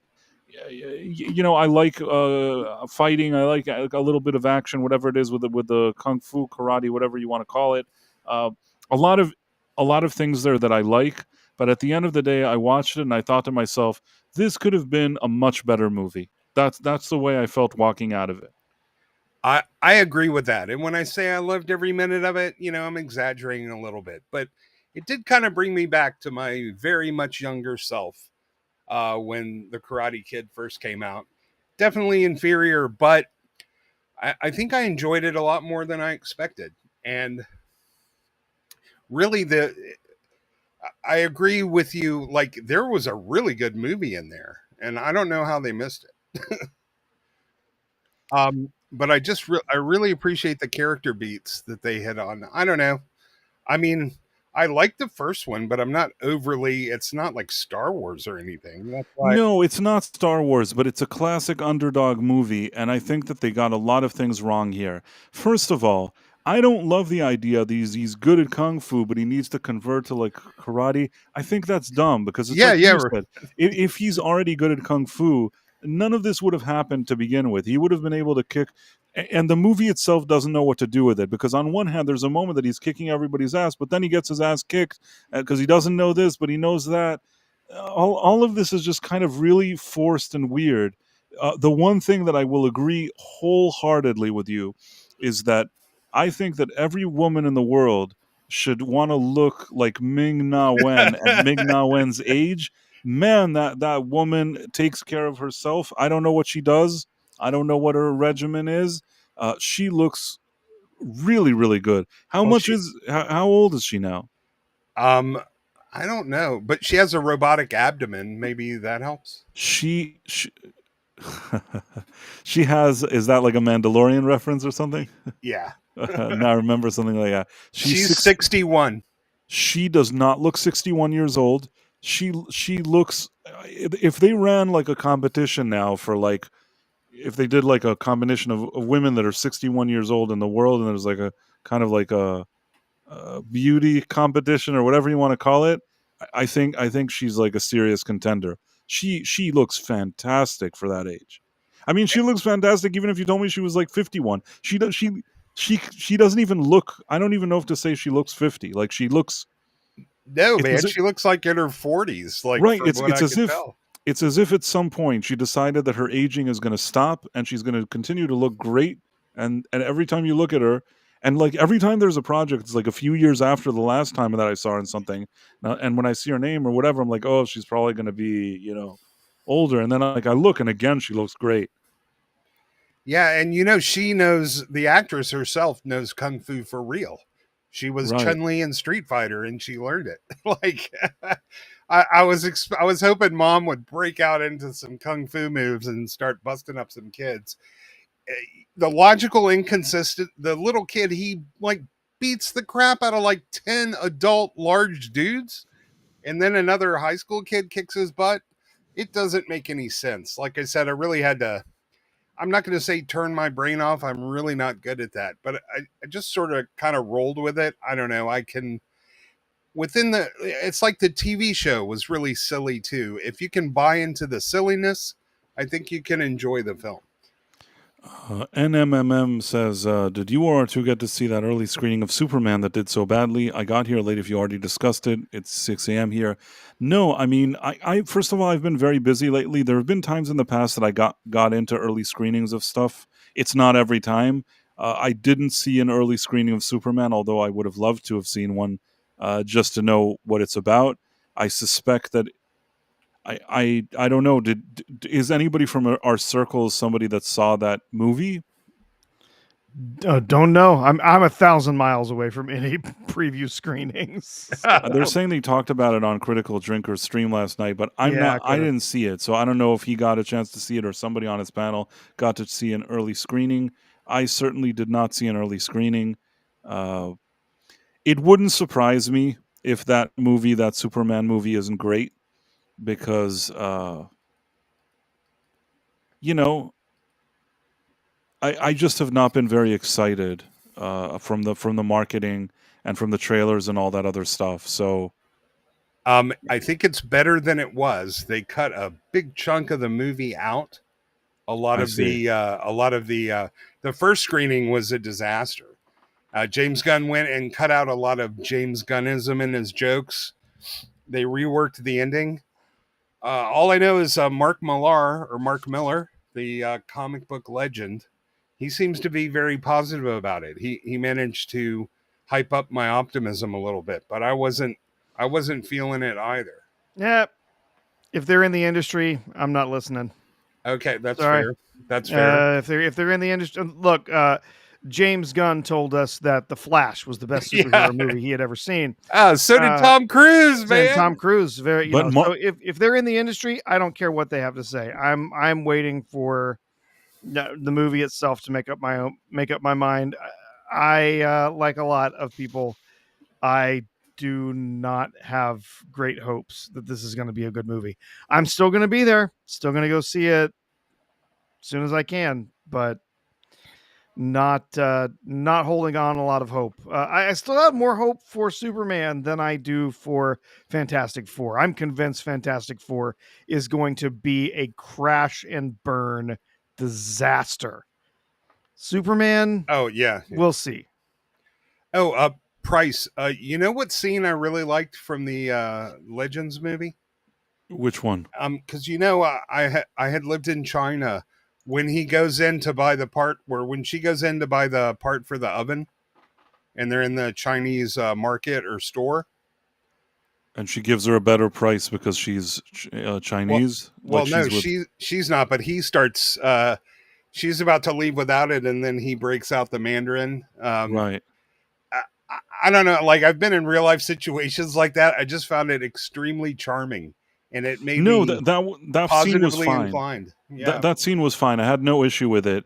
It's not isolated scenes. It's the fact that, you know, between his relationship with his love interest father, between her, between like the previous things with his, you know, his past with his brother, his mother, Asia, Beijing, coming to America, so much stuff happening in such a relatively short movie that just feels like it's jumping from point to point very quickly without really giving us a moment to breathe and absorb these characters.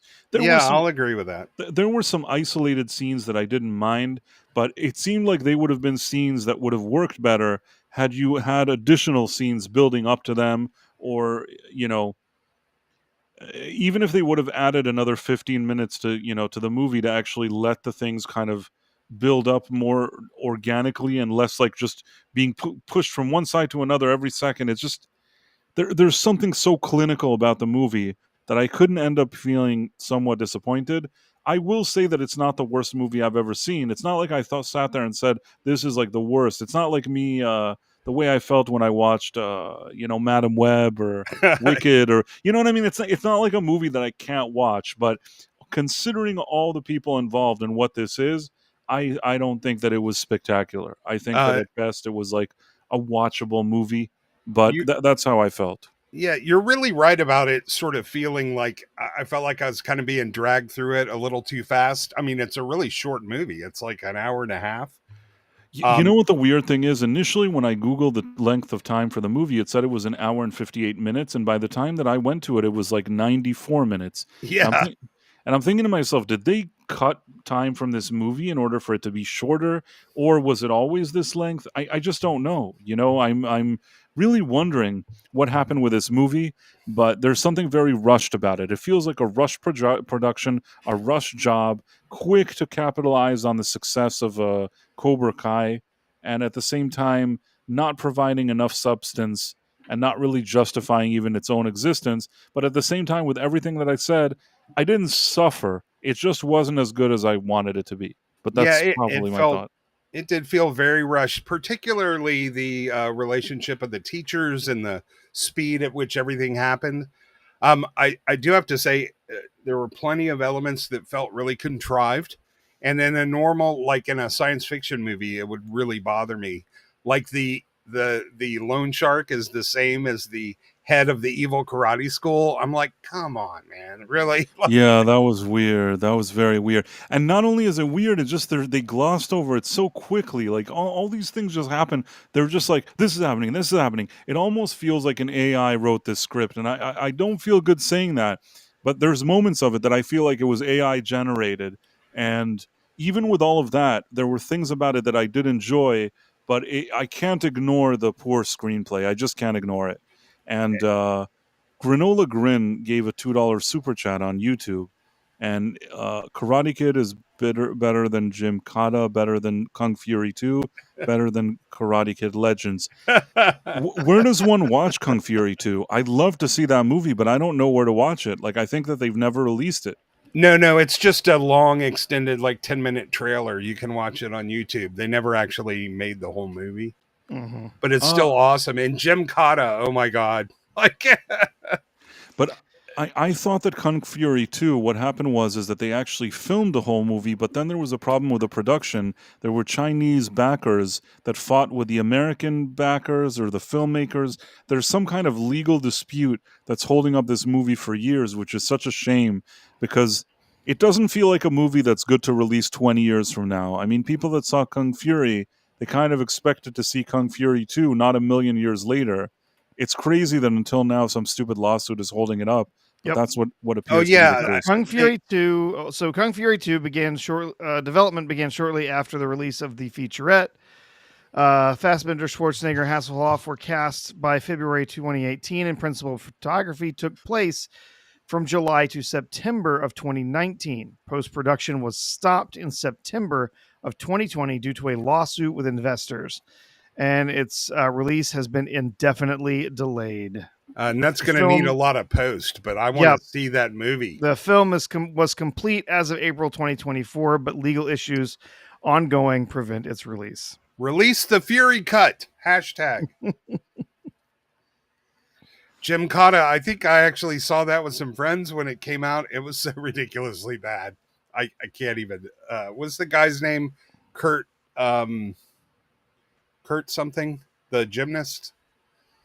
Oh yeah, no, I cannot remember his name at all. But yeah, Jim Cotta was Kurt Thomas. A historically bad film.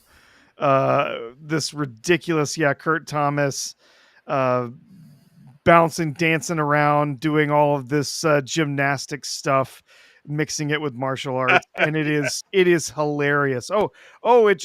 Look, there just happens to be some parallel bars right where he's fighting the gang, so that he can flip around and do all of this stuff. It is hilarious. And actually, Riff Tracks was planned to do a big release of a Jim Cotta riff, and then Kurt Thomas passed away, and so they didn't do it when they were expected to. I still don't know if they've ever come out with it or not. But yeah, historic, classic, bad film. What's the really early Bruce Lee movie where he fights an actual bear? It's like, before he got serious, he did some really silly. He didn't do that many movies, but I can't remember the name of that. He's just like walking down the side of a hill, and and a guy in a bear suit comes up. Oh, I don't remember. That was more funny than, like, Jim Cotta is definitely a good laugh, but I don't think I'd want to watch it again.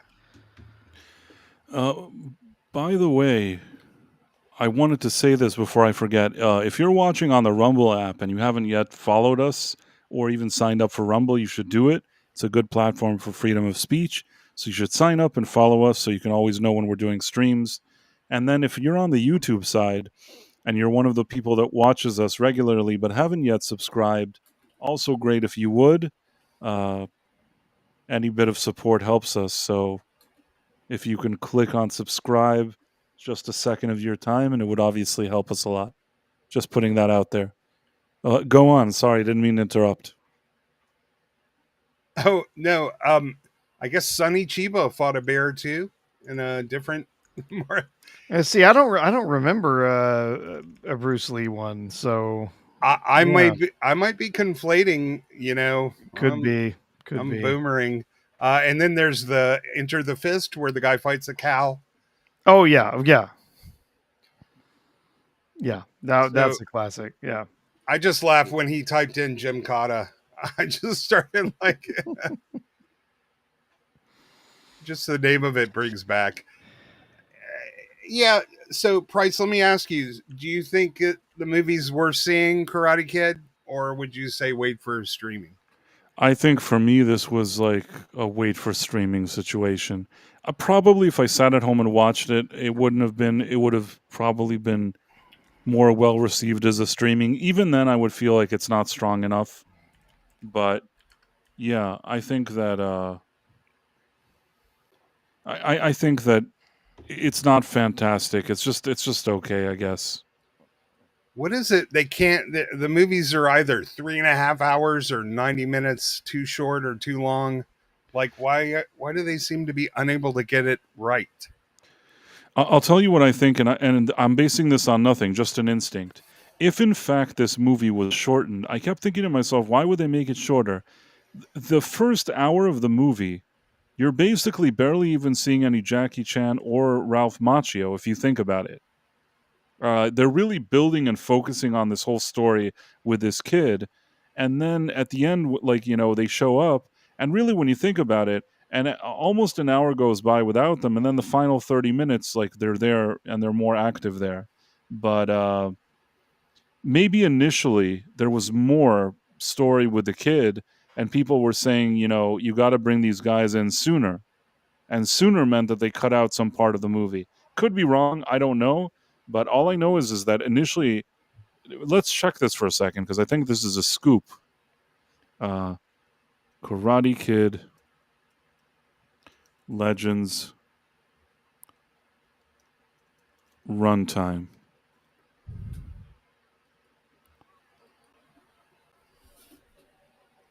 I wonder if like there's a deleted scene. It definitely, I'm not sure how much it would have improved it, but it Here, might have lessened the sort of rushed feeling of the film. here at the beginning, when you look at places, it says 1 hour and 58 minutes. Now, and I've seen it in other places. Then suddenly it becomes 94 minutes. Professor, as the scholar here, what is it? How they added? So it's 1 hour and 30 minutes. So that means that 34 minutes. Am I getting this right? 24. I'm trying to think. Yeah, 24 minutes. 24 minutes were cut out. Yeah, wow. I could be wrong. I'm just saying that initially that's what it said. No, the movie I saw was like barely 90 minutes. So, like, there may be another cutout there. I wonder if there's an international. That's Who interesting. knows? Yeah.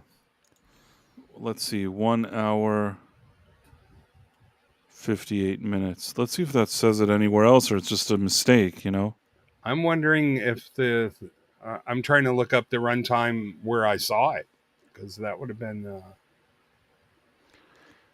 Okay, here. This is somebody was saying. Theater in my country says the Karate Kid Legends runtime is going to be 118 minutes.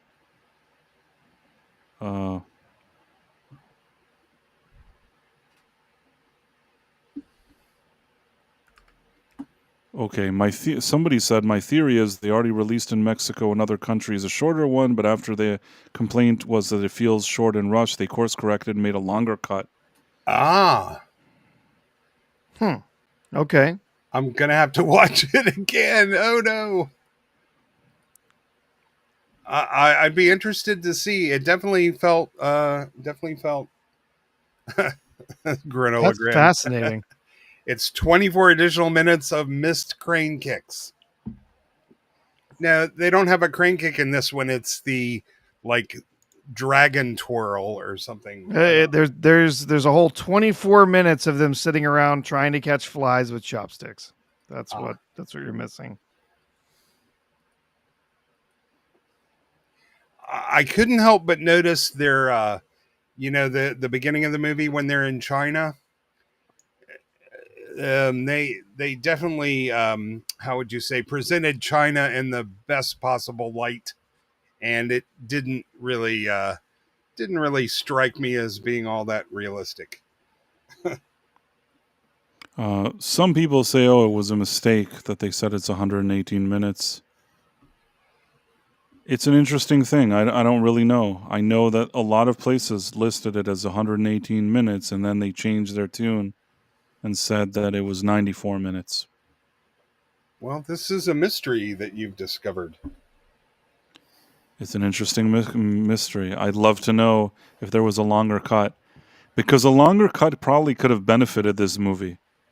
I Yeah, don't yeah, usually I say agree. that. A lot of times I've been watching movies lately that are too long, but in this case, I feel like they rushed over everything. So I don't know what to tell you. Yeah, no, you wouldn't have to say it since movies are like 4 hours long. Um, I would, yeah, I would have to agree to you. It felt a little bit on rails. Like, yeah, I don't know. I'm usually very, sort of, I'm a harsh critic, but for some reason, the movie hit me right in the feels. What can I say? It's fine. Listen, when I watched it and I saw like Daniel LaRusso and stuff like that, I don't dislike him. I like seeing him. It already made me happy to like see him there. It's just that I felt that the movie and even the guy that they chose, the kid that they chose in that role, I thought he did pretty well too. It's not like I watched it and I thought like every single aspect of this is a disaster. It's a watchable movie. It's just like, if I compare it even to it's not better than Karate Kid 1, the original. It's not better than Karate Kid 2, okay? Karate Kid 3, that one's not too strong. Uh, you know, uh, is it better than this one? I don't know. The next Karate Kid, maybe this one was better than the next Karate Kid. But It's when definitely it comes, better than the one with Jaden Smith in it. yeah, I mean, I Man, that haven't movie's watched that awful. Jaden Smith one in a while. I didn't love that one, but I don't really remember it either. I watched it once and I didn't take it too seriously. I guess maybe this was better than the Jaden Smith one, and maybe better than the one with Hilary Swank. The thing Snow with Hillary, White was better than the Jaden Smith one. the thing is that the one with Hilary Swank and even Karate Kid 3, the one thing that it had that these movies didn't is that it had Pat Morita as Mr. Miyagi, which that gives it points just for him being there. So even though those movies were flimsy, I did like them for whatever they were. I thought that this maybe can be bundled with that type of movie, but it's not better than Karate Kid 1 or 2, and honestly, it's not better than Cobra Kai either. Like I I, thought Cobra Kai was better than this. Karate Kid Part 1 and 2 better than this. I will say, like, the memory of this movie rides a lot on the memory of Pat Morita. Like, they bring him up, they have a brief scene, They they even have talk. like they have a flashback that between you Yeah, and me, they seem to have used some AI there to retcon something. yeah, and I was feeling it. I really do think that, like, without his memory, I wouldn't have enjoyed the movie as much No, as I I mean, did. I thought it was an interesting idea, but I actually want to go back and watch now Karate Kid Part 2 because I feel like they took a scene that existed and twisted it. And it's like, can you take a scene that existed and change it? I don't remember now. I want to compare those two scenes, but I don't really have a way to do it now. Do you get what I'm trying to say? Yeah, yeah. Mm-hmm. I sort of want to go back and what's the Hillary Swank one? Was that 4 or 3? Technically, it's 4. Four. Okay. Didn't she Yeah. jump over a car or something ridiculous in that? I don't know. I mean, Yeah. the one thing I'll say about Hilary Swank is that she was in really great shape. Like she was very athletic, and she's not a bad actress.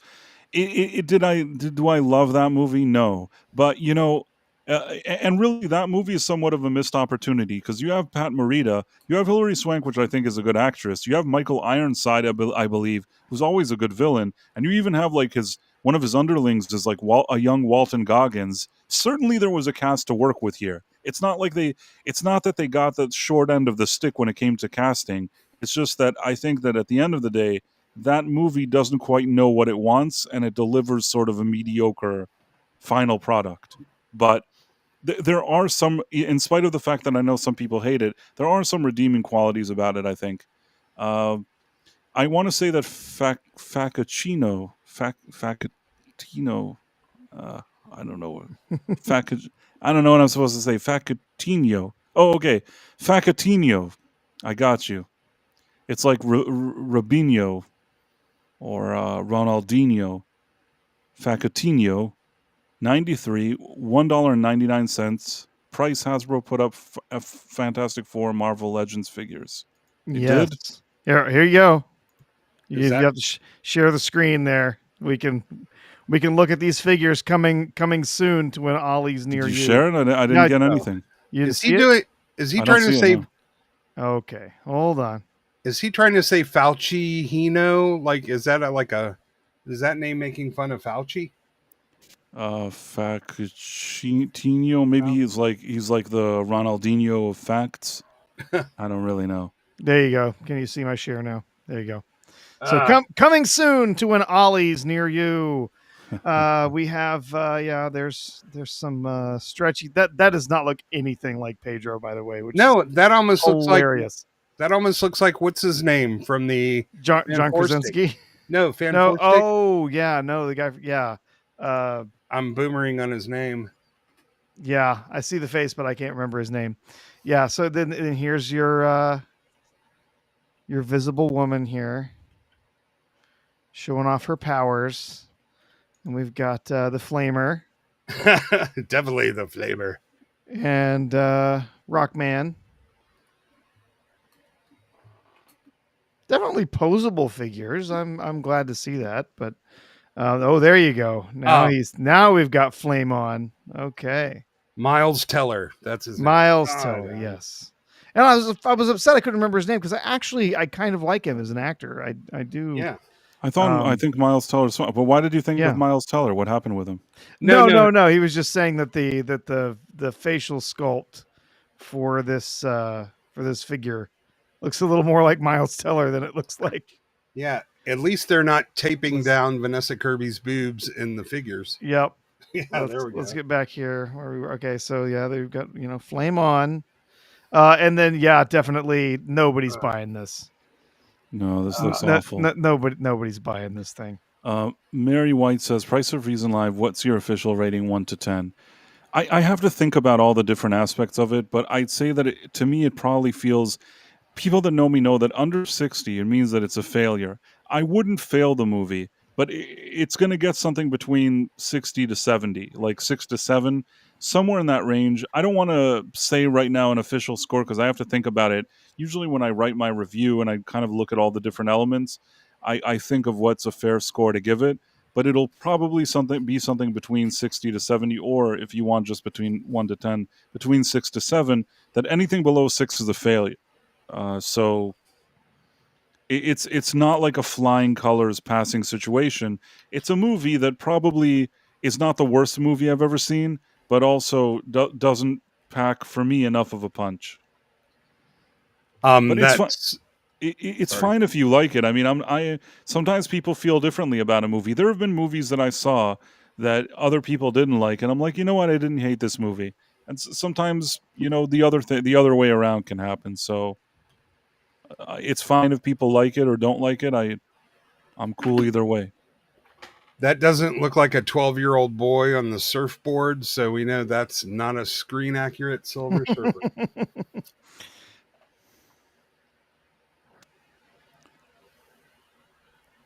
She's isn't she just got cast to be Sam Bankman-Fried's girlfriend in the movie, right? What's her name? Ming-Na Wen? I don't think she would be. I don't think she's the right age to be her. No, the Silver Surfer girl. Jennifer. Oh, Not Jennifer Garner. Julia Garner. Julia Garner. Yeah, and it's funny because in real life, like that would have been perfect casting for Bella Ramsey. The woman looks very much like a potato. I'll say this. Julia Garner, in my opinion, in the things that I've seen her, is actually a good actress. I feel bad for her. Sometimes what's happened in the MCU and Disney in recent years, it's sort of like a place where careers go to stall or sometimes die or whatever it is. You think you're getting some big role and you're all excited, but at the end, people just don't like it, and you end up getting caught up in some shitty thing. Same with like Star Wars and Lucasfilm and all that stuff and the way they're run today. So I actually don't dislike Julia Garner. She seems likable enough. She doesn't say a lot of crazy shit from what I've seen in the press. She really focuses on like character acting, which is what she does well. I think she's a good character actress. This thing doesn't look good. Yeah, no, they do. You know, she is a decent character actress, but I mean, just like Marvel did, they just took inappropriate people for the wrong parts, just because like they're the popular in thing now, and they think it's going to give them like some marketing. Um, Caroline Ellison, that's the that is here. I'm gonna DM you on Twitter the link here.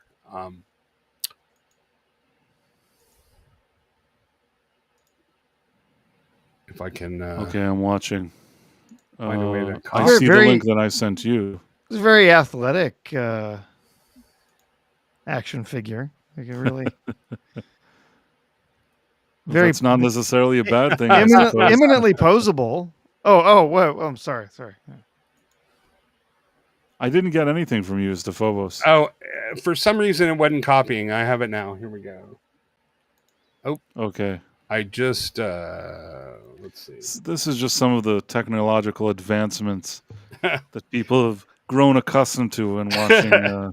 No, serious. If there was one person that Bella Ramsey was suitable for being cast, it's this lady. I'm trying to find the picture where she gets out of her car because it's really. Let's see. So I'm putting this here. Share this tab. I agree with you. You know what? Bella Ramsey probably would have been a better choice. Oh yeah. Okay, I found the. Here's the good one. I'm sending it now. Here, I put up the thing that you sent. Yeah, but I got an even better one where she really looks like Bella Ramsey. I see. Okay. Let me find it then. It's weird. Hollywood casts ugly people to play good-looking people, and then they cast good-looking people to play not so attractive people. Like, I'll tell you what, Julia Garner has a quirky kind of offbeat look, but it's one that's much more appealing than this. I mean, yeah. like this would have been a better Bella Ramsey, but I guess maybe part of the reason that they don't do that is it's kind of politically incorrect. They're like, look at this weirdo, maybe you can play her. You know what I mean? Yeah, so, but they have no problem taking a gorgeous woman and making her look hideous for the It's screen. a lot of hypocrisy. It's a lot of stupid hypocrisy. Yeah. And I don't know about you. I'm not particularly interested in a movie about Sam Bankman-Fried. Maybe it'll be interesting, but hey, at least it's not a reboot or a sequel. Oh, it's going to be a series. It's a series. Oh. That they're making. Yeah, it's a series called The Altruists, and yeah, they're gonna try and make them out to be heroes. You just watch.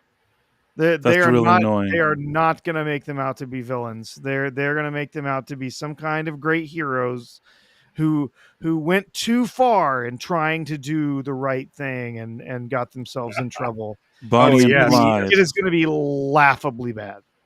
Oh, speaking of sequels and reboots, there is a 20,000 Leagues Under the Sea prequel series that starts next month on AMC. I just It'll probably be the most diverse show ever made. There'll be like,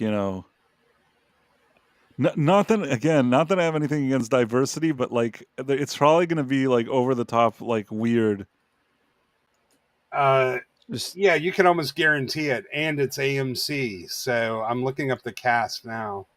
The first 1,000 leagues under the sea. It's like the sea's not that deep, but Price went nuclear. He'll be right back. Oh, okay. There we go. Yep. Okay. It's definitely diverse. Can you hear me? Yep. All the chats are gone. Somebody said that they'll also be banging all the time, and I believe that as well. It'll be like well, remember their polycule that they have, where they're all screwing everyone. It's like, please, it's gonna be terrible. Price, I sent you the diverse cast list for Nautilus. Oh, okay. Hold on. Nautilus. Yes, you'll take the shell of the sea creature and you turn it into submarine. Yeah, I mean, this is kind of what I was. I actually thought that it would be even more diverse, but I'm surprised.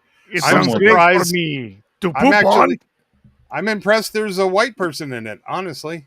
And he's sort of in the middle, if that's what it looks like to me. He's like standing in the middle. There seems to be a white dude.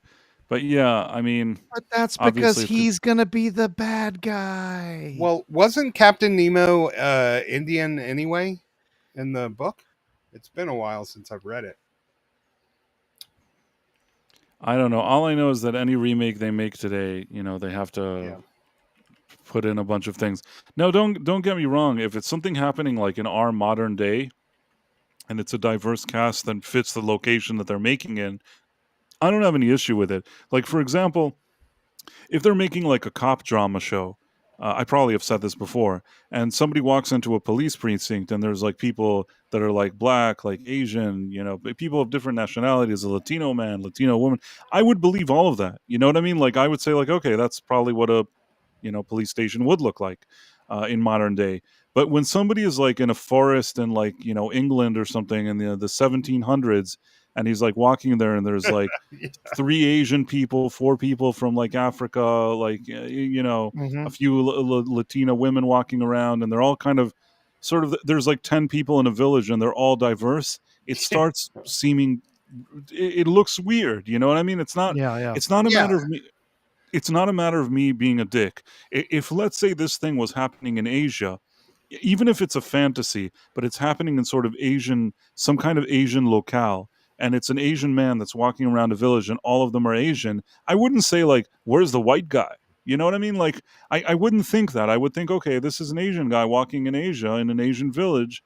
This is what it looks like. So you have to kind of, in some cases, respect that, or else, in my opinion, you're just ruining even the fantasy element. Even fantasy has to have something, even if you have to suspend disbelief, Yeah. there's still something that grounds you to a certain locale or Have you something. Fantasy. have you watched the latest episode of Doctor Who? Yeah. Bryce? Fantasy needs it more because you need to differentiate between the villages and the cultures, and fantasy actually needs that, or every place begins to look the same. And what was that World War II movie about during the Blitz, and all the little African kids were running around London? I'm like, what? And then Yeah. there was a Swedish show, and they had a couple of African people talking about their Viking ancestors, and I'm just like, okay, that's when it gets. Yeah, obviously, I have no problem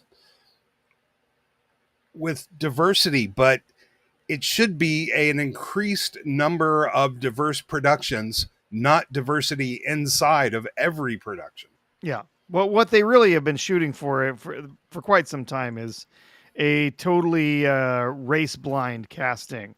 Where, oh well, we can cast a black person to play a white person. We can cast an Indian person to play a white person. It's never casting a white person to play an Indian or a black person, though, right? It's never works the other way. But I was going to let you know. Yes, you were saying earlier about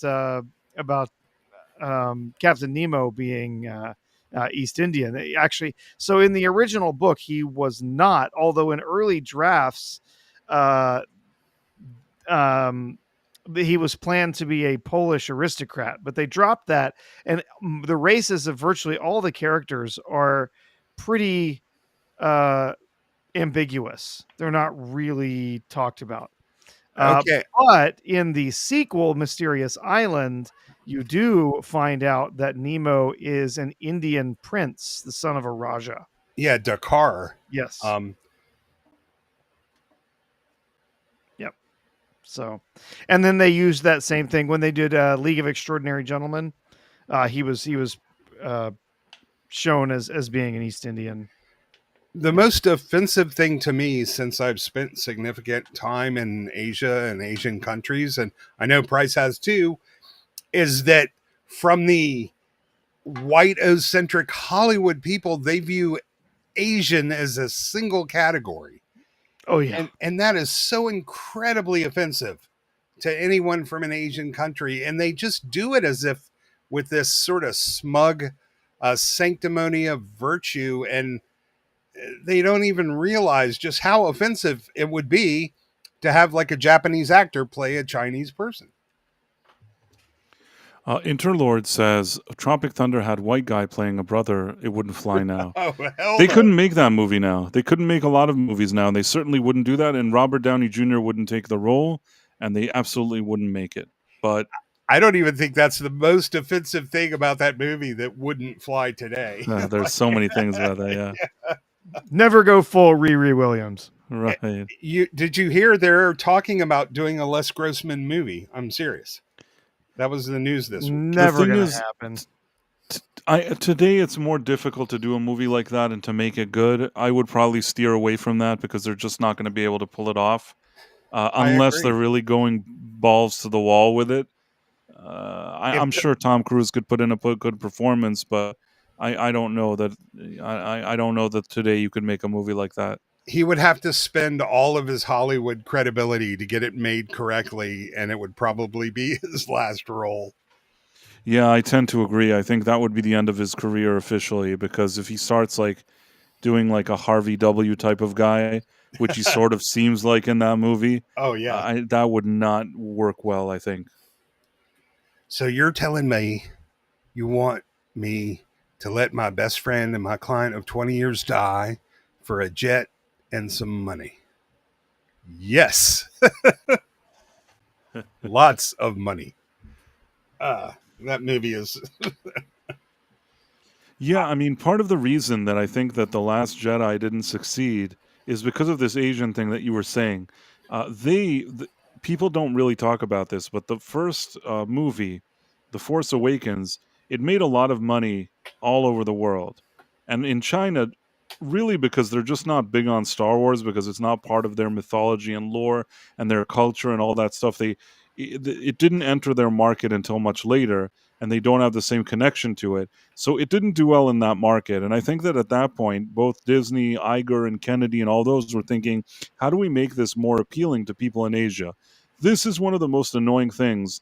And it's this one action that showed what a bunch of jerk-offs they are, that they took their trilogy mid-trilogy and just said, well, let's just add a fourth character that's Asian, and then we'll show it in Asia, and they'll like it because there's an Asian actress. Now, in China, Chinese and Korean people are not the same.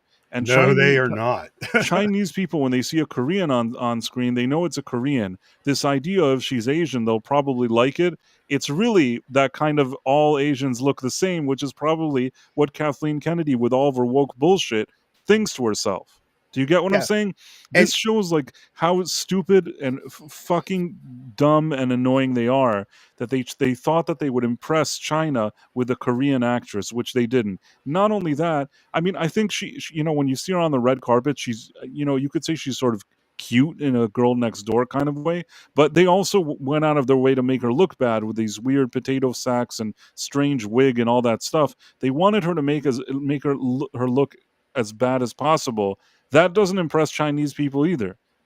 Why would Chinese people want to go to the theater to watch a Korean actress who they actively made look bad? You know what I mean? She's Vietnamese, actually, and her sister also, which, I hate to generalize, but as somebody who's lived there, man, they don't like each other. They are racist. Japanese people hate Chinese people. She's not Korean? Sorry, now I'm like Kathleen Kennedy.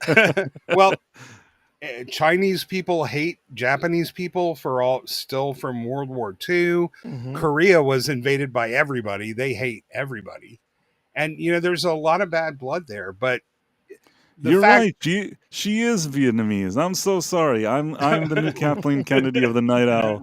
But you know what? You were trying. You didn't call her Asian. That's the thing. Right. I didn't say, hey, I want to succeed in China. Let's bring this Vietnamese lady. I didn't do any of that. I just minded my own business.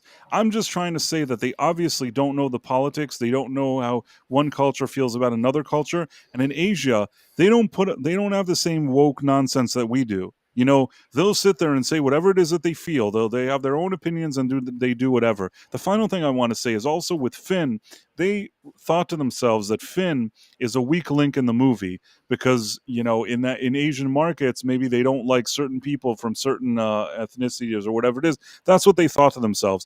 And there may be a grain of truth to that. But let me tell you this, when your movie just made $2 billion worldwide, that you would sit around and think about this shit is embarrassing. You know what I mean? Take your money and shut the fuck up. Not what now, because some market, those Chinese people don't even give you most of the money they make at the box office anyways. Oh yeah, no. Oh yeah, no, they the hardly ticket returns are pitiful. Right. So for some pitiful returns, they were willing to take, like, from all of their woke crap and how inclusive and how progressive they were willing to throw John Boyega completely under the bus. And the thing is, he knew it at the time. He absolutely knew it. Only recently, when he's not been getting roles and he wanted to, like, cozy up to Disney, he went and he threw all the fans under the bus, which I think is really, really pathetic.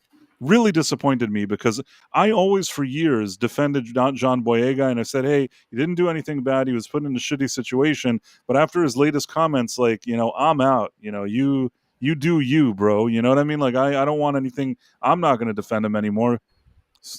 Listen, I was so offended when I saw that John Cena apology, because I understood what he was. Sorry, so sorry. Oh, I don't think people. Konnichiwa. I don't think people realize just the level of capitulation and humiliation. Oh yeah. I mean, most of it, I guess the cringe came across. It was super cringe. This it was really, really embarrassing. Yeah, this was a peasant apologizing to the emperor for killing his dog. Like, oh my God. The constant kowtowing to the to the Chinese market. Oh, that's a Chinese word. The NBA, doing that, pulling that crap constantly. All the Hollywood films that were changing things and changing their advertising, whatever, for this, because they're convinced that there's a billion people. There's over a billion people in China we could sell our product to. No, there's not. There is a minuscule amount of that market over there that is actually interested in watching any of that American stuff, no matter how much you change it, right? No matter how much you change it. And then you're getting absolutely pitiful returns from anything that you're selling over there. So it's ridiculous. All of this time that we have spent just doing everything we can in Hollywood and in all of these other entertainment industries to try and bend over backwards to make sure that whatever we do is acceptable in the Chinese market. None of it is stuck. None of it has made us good money. It's ridiculous. They've got to get off of this thing and say, you know what? If there's something that catches in China, great. But we're going to stop trying to make stuff for that market, because they're not really getting the returns they were looking for. And besides, there's a lot of evidence to tell us that this whole, our country has 1.6 billion people. There's a lot of evidence to say that is not actually true. They do not have a population that large. It's just a lie. We've been calling the market a pipe dream since the 80s. That's the thing. The U.S. Executives and corporate heads have these just massive dollar signs in their eyes, and they don't realize you're never going to be allowed to grab a significant piece of that market. It's just not going to happen. The party will not allow it. I want to answer what would Price say to Boyega if he met him at an event? And you know what? In a way, I don't know if to say I met him at an event, but I did actually meet him once, and I'll tell you exactly when it was. When The Force Awakens came out, I saw it in New York City. And at the time, John Boyega, during the premiere, was staying in New York City. He was there for a bit. And he actually went to a number of theaters on the opening weekend, throughout the city. I think some of it was around the more Midtown area, which that's where I saw the movie. But he also, I think, went to Brooklyn. I remember at the time, of course, I paid attention to it because I was at one of the screenings that he arrived at the end of it. So I had watched The Force Awakens, the credits roll, and suddenly John Boyega comes out, and I just saw him on screen. And he comes out, and everybody was like clapping and really happy. And he walked by like a lot of rows, and like, people shook his hand. If I remember correctly, I believe like maybe it was like a high five or whatever it is, but he walked by and there was like a bit of a, I don't even know if it was like a full handshake, more like of a high five or something like that. But everybody was super happy to see him. and he got a great reception. That's why when I see his stupid articles that he's whining and bitching now, I think that he's an asshole, because it's not something that I'm read about in a magazine. I was physically there, standing and clapping for this man as he walked out and got like a standing ovation, and everybody was cheering for him. So for him to start blabbing about a bunch of bullshit is bullshit. He's a fucking liar. That's what I have to say. And not only that, it's not even. I was there. We were both in the same place. He doesn't remember me, and it doesn't matter. But I was there when he's in a big theater getting a standing ovation. He can shut the fuck up. That's what I think. Yeah. Yeah. Once any star, any entertainer starts attacking the fans, their name is mud to me. I do not care about them at all.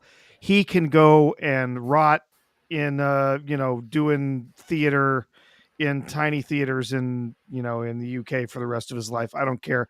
I'm not going to be supporting him in any films. Just like any of these other actors that come out and they start saying nasty stuff about fans, screw them. I'm done. That's Go why we away.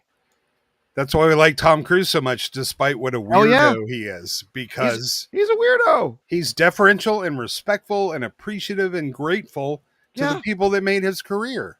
Yeah. He goes out there and he says, "Hey, thank you. Thank you for coming to."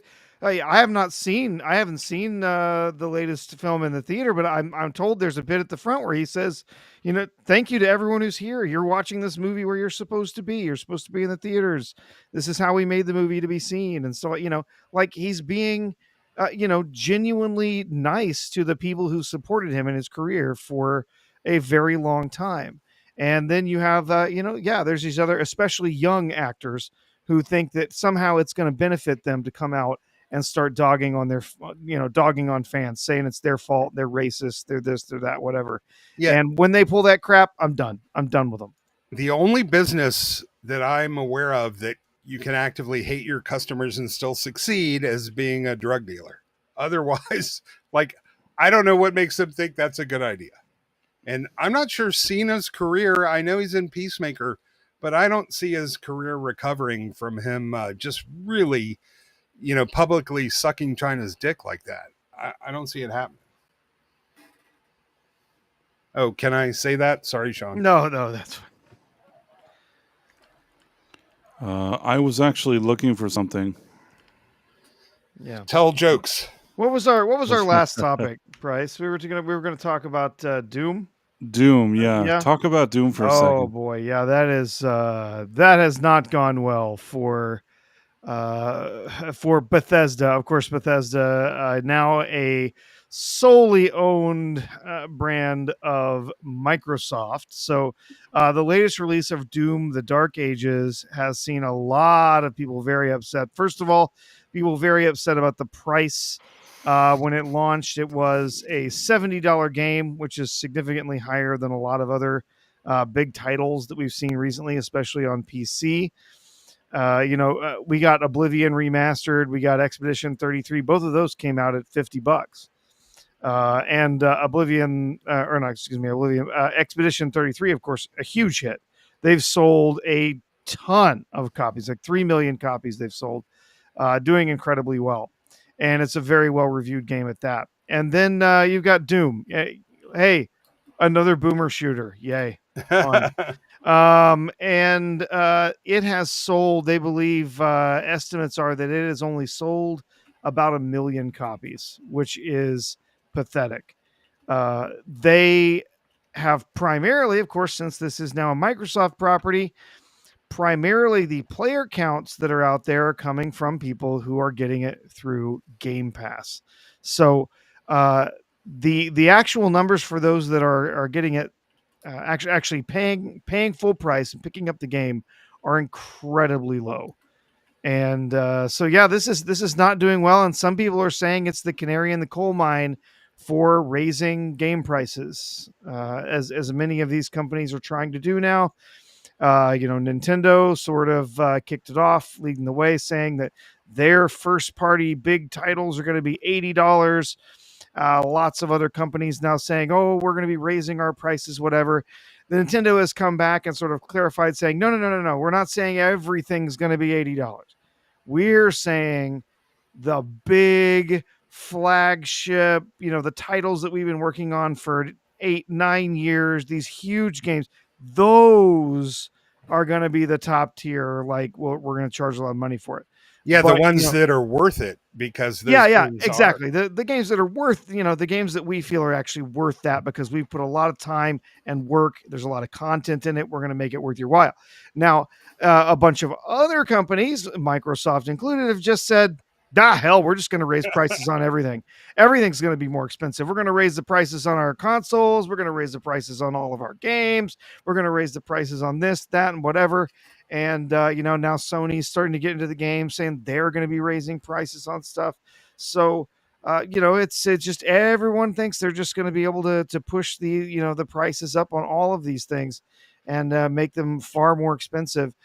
And, a lot of people seem to think this might be as I said, sort of the canary in the coal mine here.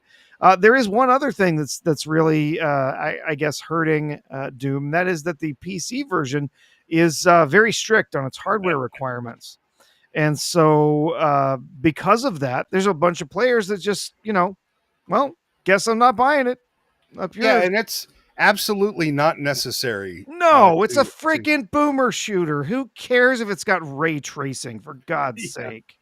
Well, I think this move's going to really come back and bite them in the ass. And Nintendo already doing a little backpedaling because they're usually a little more responsive to their customers. Nintendo's the only company that makes its products for its customers in the first place. Everyone else makes them for engineers and to spec. But Nintendo makes games for its players. Doom's a great example, right? We need ray tracing for 3 million polygons per second, and why? You know what most people want in their first person shooters? Frame rate. Yeah. They don't care. They're going to turn off all of those things so they can push their frame rate up. They don't care about the high res textures. They don't care about the ray tracing as much as they care about their frame rate. So we're going to make sure that all these things, they're all going to be, it's just going to be this incredible video experience, whatever. And no one cares. But I will have to say Expedition 33 is probably the most beautiful game I've ever seen in my life. Holy that's one I'm planning to pick up here in the next week or two. So yeah, it's once I've got some time to play it, it looks beautiful. I've heard some fantastic reviews of it. So yeah, I definitely want to get into that one later this year. If all I ever did with the rest of my life is play games, I wouldn't even get through my back catalog. So yeah, it's not like. Most of the time I'm going back playing old stuff. But we can continue just before we continue this. I missed an E. Clay Thomason super chat on YouTube. Why is Superman opening in China when its hero is supposed to be about truth, justice, and the American way? CC tells its people we're the enemy. Those are fair questions. I still have a $20 bet on the line with Dark Hour. He said he would take my bet.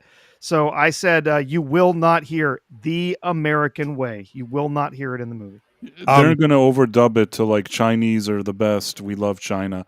But E. Clay Thomason, thank you for the $5 super chat. And you're also a channel member. And I appreciate all of that. So thank you very much.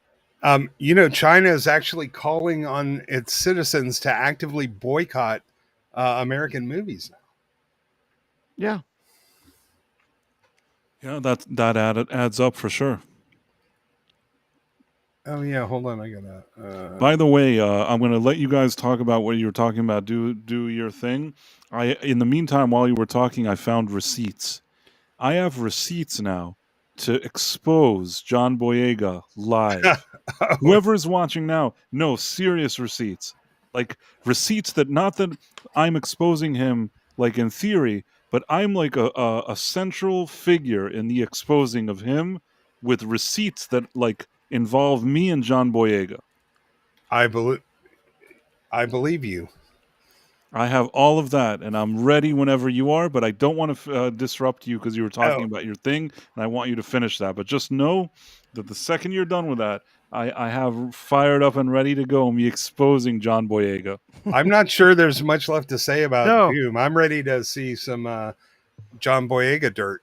Yeah. Okay. Go for it. Go for it. What happened is that, and this all happened in 2019. Okay, we're in 2025 now.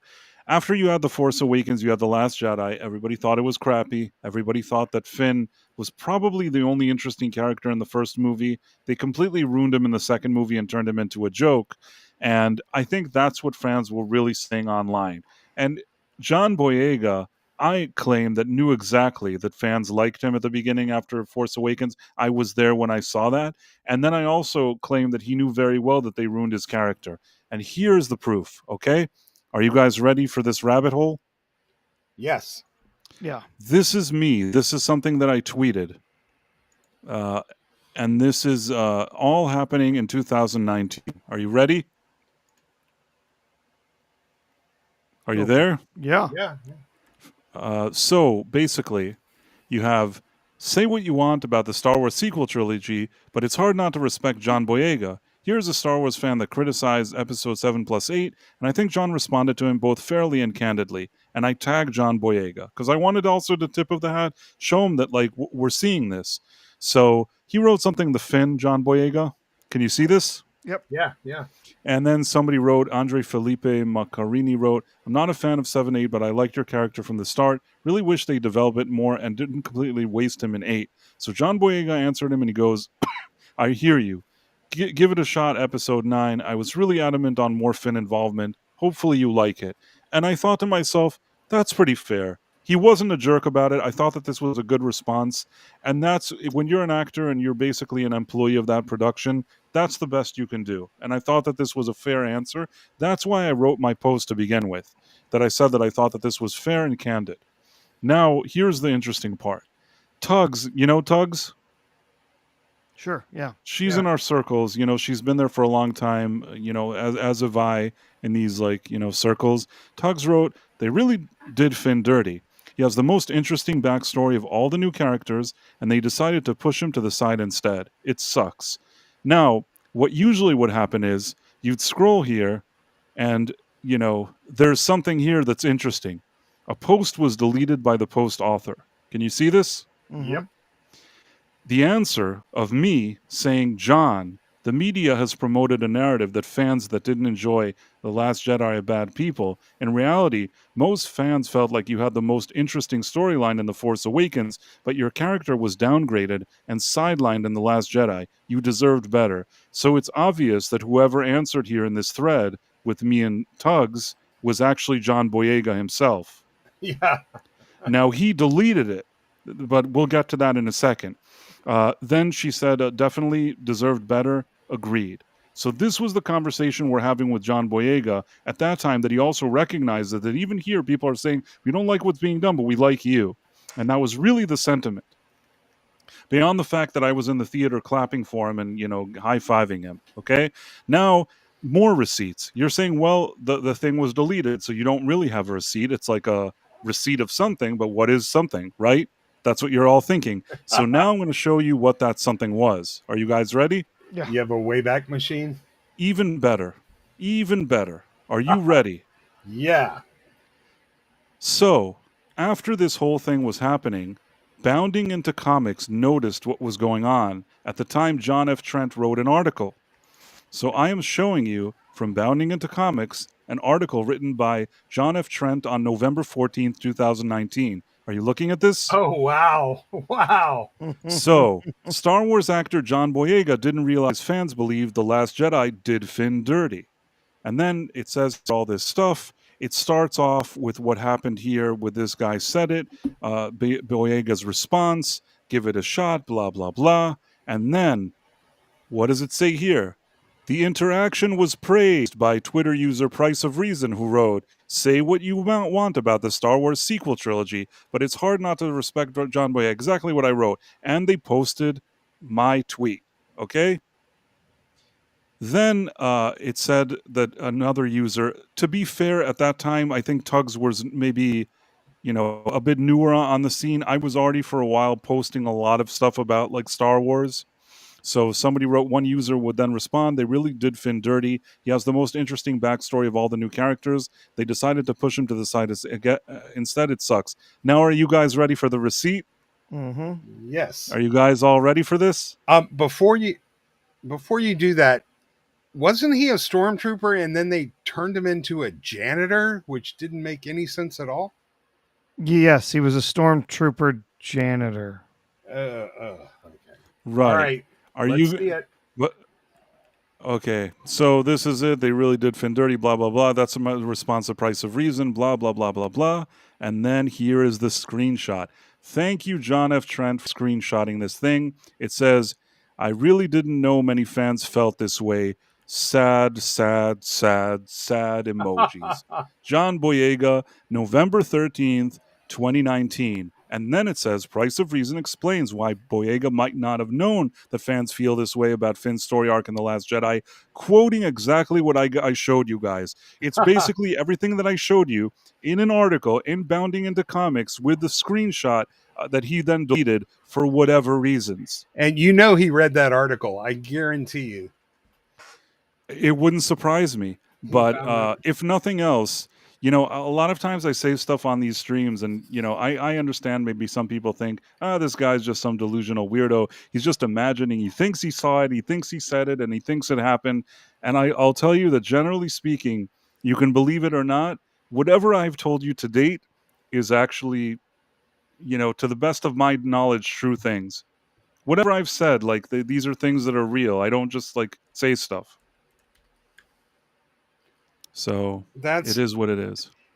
You know, so, you know, I was, I think when Star Wars came out, the original, I don't call it A New Hope. Man, I was in line. I was already not a grown up, but, you know, I was in my teens at least. And I remember waiting in line and there were Asian people and black people and men and women. And when I hear this, oh, finally, Star Wars isn't just for straight white men. And it's like, I was there, dude. Like it was always for everybody. And when they try to make it seem, you know, it's a similar thing. It's like they try to portray original OG Star Wars fans as somehow racist because they like this movie. And that is not how it was.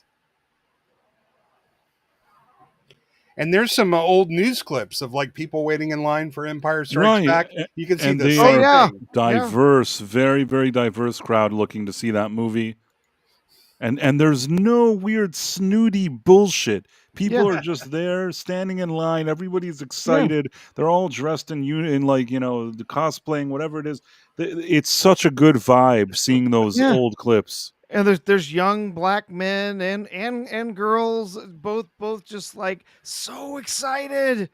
They're so excited for this movie. They're ready to see it. You know, it's like, yeah, of course, yeah. Star Wars is always for the whiteys. That's sure.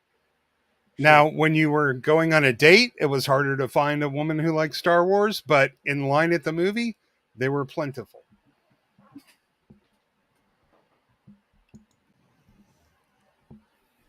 Yes, they were. I'm so glad, you know, I'm so glad I'm not dating like now. Like, I feel really bad for my kids, man. Oh man, they don't even date anymore. It's weird. I used to tease my kids. It's like all they ever watch was YouTube. I'm like, we've got streaming services, Blu-ray, and all you guys ever do. And then like 5 years later, all I do is watch YouTube. Like, here, I think I have something to show, you know, Empire Strikes Back. And this also refutes all the dumb bullshit these people always say. I don't know if this is the clip I'm referring to, but it's one of those clips, so I'll try to share it. And are you ready? Think this is going to be as big as Star Wars? Bigger. And yet a lot of the critics are panning it. Well, what do they know? First camper arrived at the Cinerama on University Avenue shortly after noon on Tuesday. By 9 at night, the line encompassed several dozen people. The all-night vigil ends Wednesday morning at 11 when these people finally get to buy tickets to the first showing of The Empire Strikes Back. Are you going to be missing any classes by being out here? Yes. That doesn't bother you? No. The Empire is worth it, huh? Right. What are you expecting from this one that Star Wars didn't give you? Build on the characterizations, hopefully. What time is the final? 10:30. They don't start selling tickets till 11. He's here. He's my. Sure. We'll have more in the morning. If he's going to buy your ticket, why are you sitting here all night? Because I wouldn't buy his ticket if he wouldn't sit here all night. When Star Wars premiered at the Valley Circle Theater a couple of years ago, it had a run of 15 months. The manager of the Cinerama expects Empire to make it through Christmas at least. Most of these people think it'll be going strong much longer than that. When they get to the ticket window, it'll be a bargain compared to other theaters in Southern California. Seats are $4 each here. Hundreds waiting in line in Los Angeles will pay $5.50 a ticket. There's other clips and the ones that I think interview them when they leave the thing, but I'm just saying that I didn't feel that it excludes people or anything like that. No, if you it like never Star did. Wars, you like Star Wars, and I didn't feel like people were talking about people's skin color or anything, you know? Yeah, no, they didn't even bring it up. And you saw, and depending on what part of the country you're in, like in the South, you know, a different kind of diversity. You know, every place has its mix, but even in the 70s and people weren't caring even back then. I mean, there were still pockets, but you know, I kind of thought by the time the 90s rolled around that we had sort of solved racism, honestly. But the people who make their money fighting racism, the supply was not keeping up with the demand. Yeah. So they had to increase the supply. Let's put it this way. There was certainly progress during the 90s and even in the 2000 to 2010. I would say that the progress even started in the 80s or just gradually every decade. I thought that there was more and more progress. And you know why this progress, in my opinion, was really, you know, I don't know if to say quality progress or how to explain it, because it was organic. Because I think that things were changing, but it wasn't that everybody was like beating each other up and that's why it was changing. They were changing because that was the general direction of what was happening. And I think that if you would have just let the natural course of, you know, things go naturally, I think that the change would have been much stronger and more quality change. In my opinion, getting up one day and trying to bully one group of people, bullying another group, or shaming people, or whatever was going on with this like woke era, that's the opposite of progress. That's the opposite of organic, you know, moving forward together. That's more divisive. And it's like you said, maybe certain parties, maybe certain political parties especially, thought that if this thing was heading in a good direction, maybe they would become obsolete. Like, so the only way they can hold on and stay relevant is to fuel the flames of divide. Well, and it was entirely about power. Yes, that it's entirely about who gets to hold the power and whatever. And they realized that, oh, you know, yes, there were a lot of people who were, you know, who were better off, and that many of the attitudes had changed among, you know, the upcoming generations and stuff. But what they realized was that, now we don't have any power. So we've got to remake this in a way that allows us to use this, to manipulate people into giving us more power, and under the guise of equality, or equity. And so that was really the instigation for a lot of that. Was how can we grab power for ourselves from others? You know what that clip reminded me of, Price, when you showed it? Here's remember waiting in line for concert tickets? I had a tent and a TV like that, and I remember waiting in line for like Rush tickets for I think it was All the World's a Stage tour. A lot of bands, the Stones. Like you didn't have to go online. It was fun. You would actually either go to the venue or go to one of the service centers, get there like a day and a half, pitch your tent, and hang out with all the other people waiting in line, man. I really miss that. Like, there's nothing like that here anymore. I agree with you. And by the way, I just noticed this, the Phobos, that you gave 5 Price of Reason Live gift memberships, which I tried to share here. That's very Yeah. kind of you.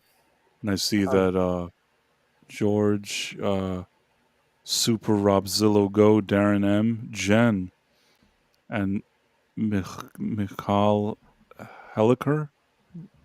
Yeah. They received memberships. Sometimes what happens is that people they don't do something in their definitions, in their settings, that basically they don't get the subscription because they've used the setting that doesn't allow them to accept the gift. Yeah. You can turn off allow gifts, and you can also if you have a brand account. Yeah. If you have a brand account, you cannot accept gifts. You can also Right. get membership bricked with a bug. So, but why would they have a setting to turn that off? That just doesn't seem to make sense. You just don't want to be the recipient of a gift membership from people. Yeah. But it's global. At least they should do it on a per channel basis, I would think. Yeah. But, I don't know. But I know people that don't have brand accounts and their settings are correct, but there's some kind of bug. Like, my YouTube replies weren't showing up for like a year. Well, nevertheless, I want to thank you for the You're welcome. donation. Really, My really nice pleasure. of you. We appreciate you, whether you're in the chat or hanging out with us in the stream, and always appreciate you, man. So thank you. It's very kind of you. Yeah, I appreciate it. I love, I want your channel to grow, but I also love the fact that there aren't 6,000 people all shotgunning chats that you can't possibly keep up with, I understand. Well, we do what we do, and we enjoy it. And I think that there's been a nice organic growth. It happens, it's happening at its own pace, and I'm very much enjoying it. Between the different platforms we're on, I think we get a nice amount of people here, an amount that I'm very happy with. Oh, So- Sure. Says if you have a troll name like mine, you won't get gifted. Maybe. Yep. Well, And, at least we know now that the Empire is very diverse. I saw it on Andor. They made sure to have, 50% women running the Imperial Security Bureau. I just feel better knowing that the evil Empire has done all the work to defeat racism in the galaxy. Except you don't see any aliens. Yeah, except for racism against other races. Yeah, Speciesism or whatever. Yeah. I just hey, wait a minute.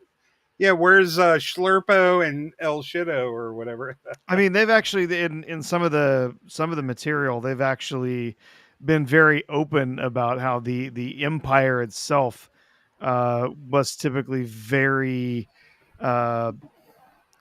racist against some of the other races that were not humanoid, that didn't look humanoid. They didn't want anything to do with them. They were, they were lesser than regular humans. Have you seen that VO3 from Google? In 5 years, I'm just going to make my own Heir to the Empire trilogy. Well, why not? It won't even be 5 years. Yeah, 2 years maybe. Yeah. Price, did you see the Pupperin commercial? the Pupperin commercial? I don't know what you're talking about.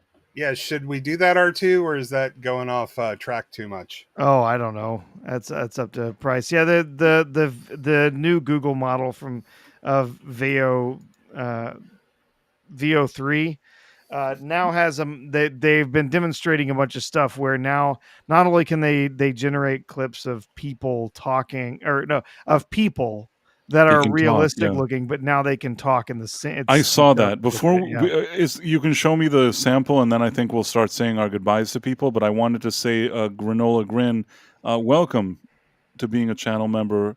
Very cool. So I just wanted to shout out.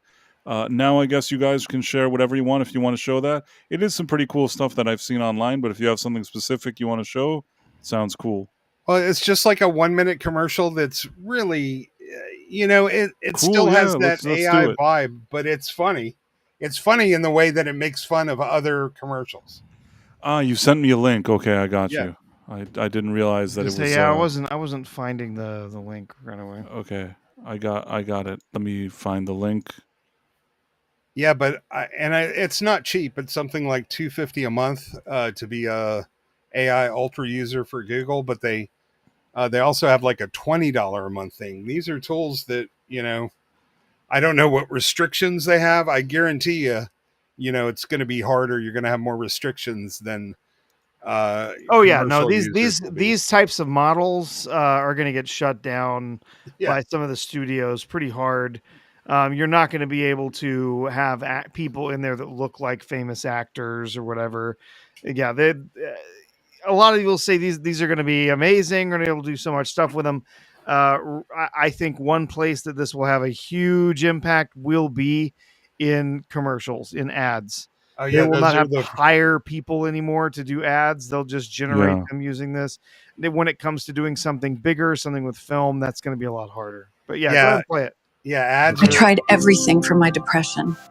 Nothing worked. Every day felt heavy. I felt trapped. Then I tried Puppermin. Our prescription helps your body secrete a special pheromone that attracts puppies. I took the pill before bed, and when I woke up, there he was, the love of my life. The pill does not target depression directly, but we've found that it's really difficult to be depressed when cute dogs show up at your doorstep. I used to feel so empty, but now I feel joy and mild concern how a pee stain got on the ceiling.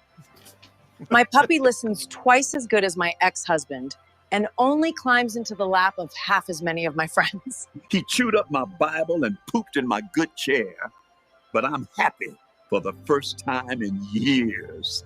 Looks like a rat, barks like a demon. But he saved my life. I named him Earl. He follows me everywhere and farts in his sleep.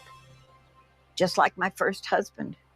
Puppermin, for when your therapist says, maybe you should get a dog. The thing is that there's still something uncanny about it. But it does look much better than anything we've ever seen. Yeah, and one guy took a week to make it, like, as opposed to, and voice acting. It generated the voices too. Like that's. Listen, it's certainly like it's a game changer, and it's the same thing I think with the music stuff that they do music AI. I feel like we're getting very close. Like this keeps getting better and better. A year, 2 years down the road, it's going to look a whole lot better even than this. Now, this looks great compared to anything we've seen, but there is that uncanny valley between the voice and the face. I still think there's some kind of uncanny valley thing going on there, but give it a year or two and it's going to get significantly better. Oh, yeah, the improvement's exponential just from a month ago. That's why I'm saying if I could have the Thrawn trilogy, even with this uncanniness, I'd take it in a heartbeat. But it's only going to get better and more scary. Right. And the thing is that when if you can start taking somebody's face and likeness and image or inventing somebody or just, I think some of these prompts, they're not always consistent. I think that's the problem, that when you see a character, I don't know from every angle that character is consistent. These are the things that I still don't know where they're at. But if they can reach a level of consistency, really 100%, that you just have a character, that you basically have actors or characters and whatever from every single angle, and you could just put them in a scene and just say whatever you want, and the prompts will do it, that'll be really scary. Yes, when it really reaches. That is something that a few of these models have been promoting recently, is that they're going to be able to keep track of what's generated. So if you generate a video of Asian woman in a red dress gets out of a sports car or something and it generates something, you'll be able to do another prompt after that, and it will know what the sports car looked like. It'll know what the woman looked like. It'll know what the dress she was wearing looked like, and it'll be able to track that from one generated scene to another. So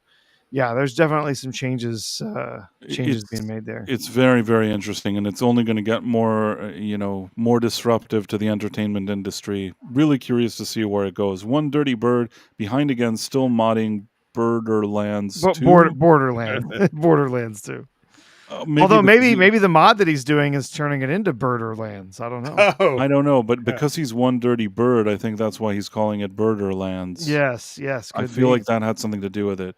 But in any case, yeah, a commercial like that would cost $500,000 to make, and the guy said it cost him $500, took a week, and just one person involved. So, in a year, we're gonna see amazing, unbelievable improvements. Yep, I totally agree, and I think that's a good time to start looking at whoever was hanging out with us and saying our goodbyes. Yeah, and if you're planning on being an actor in the commercial area sphere, maybe you're gonna have to not do that. Yeah, I mean, how are actors going to get their starts now? They're not going to be able to start working in commercials because commercials are going to be done with completely with AI. So hell, OnlyFans is going to be all AI in a couple. Oh God, that's going to be within a matter of months. 5 minutes tomorrow. Yeah. So the Rumble people, I just want to shout them out. Bigot on Socialist Media, Bingo Hazmat, Double R Star, Istaphobos, which did like kind of a double triple duty here. High Life. Okay, sorry. Phantom Monk, Sleeping Giant 111, Interlord, Jimmy Nature, and One Dirty Bird. Great to see you all here. We're gonna go to the YouTube side. Over on YouTube we had Whalem03, Istaphobos also over there. Caleb Levine, Vex Electronica, who popped in for a little bit.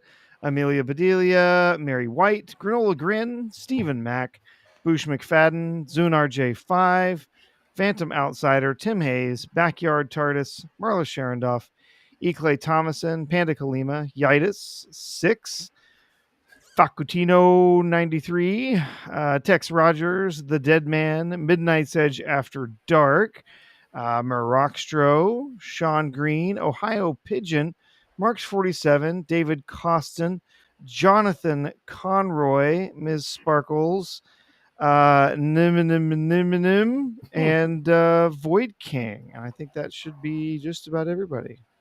If we missed you, sorry we missed you on this time. We do appreciate your hanging out with us and being here in the chat. And for those of you who are not not in the chat with us, but listening along, watching along a little bit later, we still appreciate you, even if you're lurking out there or watching on the replay. So thank you very much. And don't forget, if you're on Rumble, make sure to leave us a like and give us a follow if you would.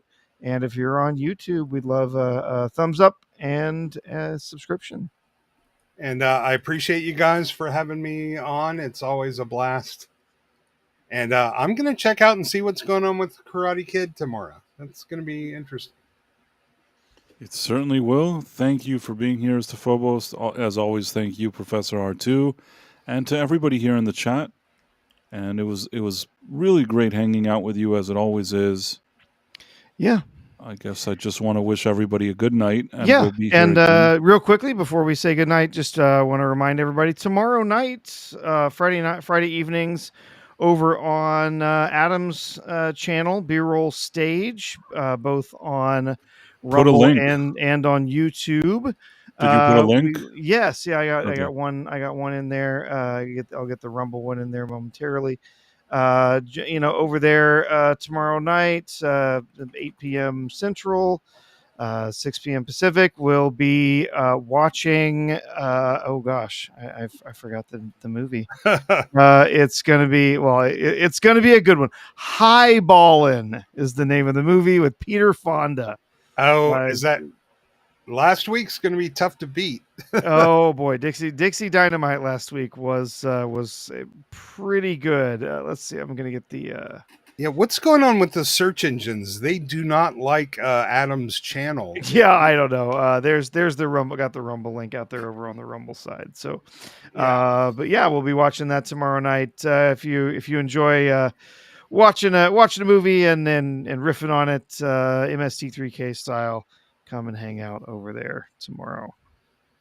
It beats getting drunk and waking up in a dumpster. So I'm all about. This is true.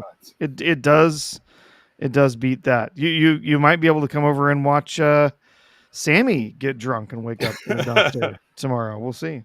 Well, some of those guys are definitely hitting it very seriously. At some point in the evening, Jethro sounds like a lot of my sponsees. You can come and watch Sammy pass out in his chair while we're doing the movie. We'll see. All right, guys. Good night. I'll bump into you soon online. We'll see you soon, man. Thanks for being here. Good night. Take care, everybody.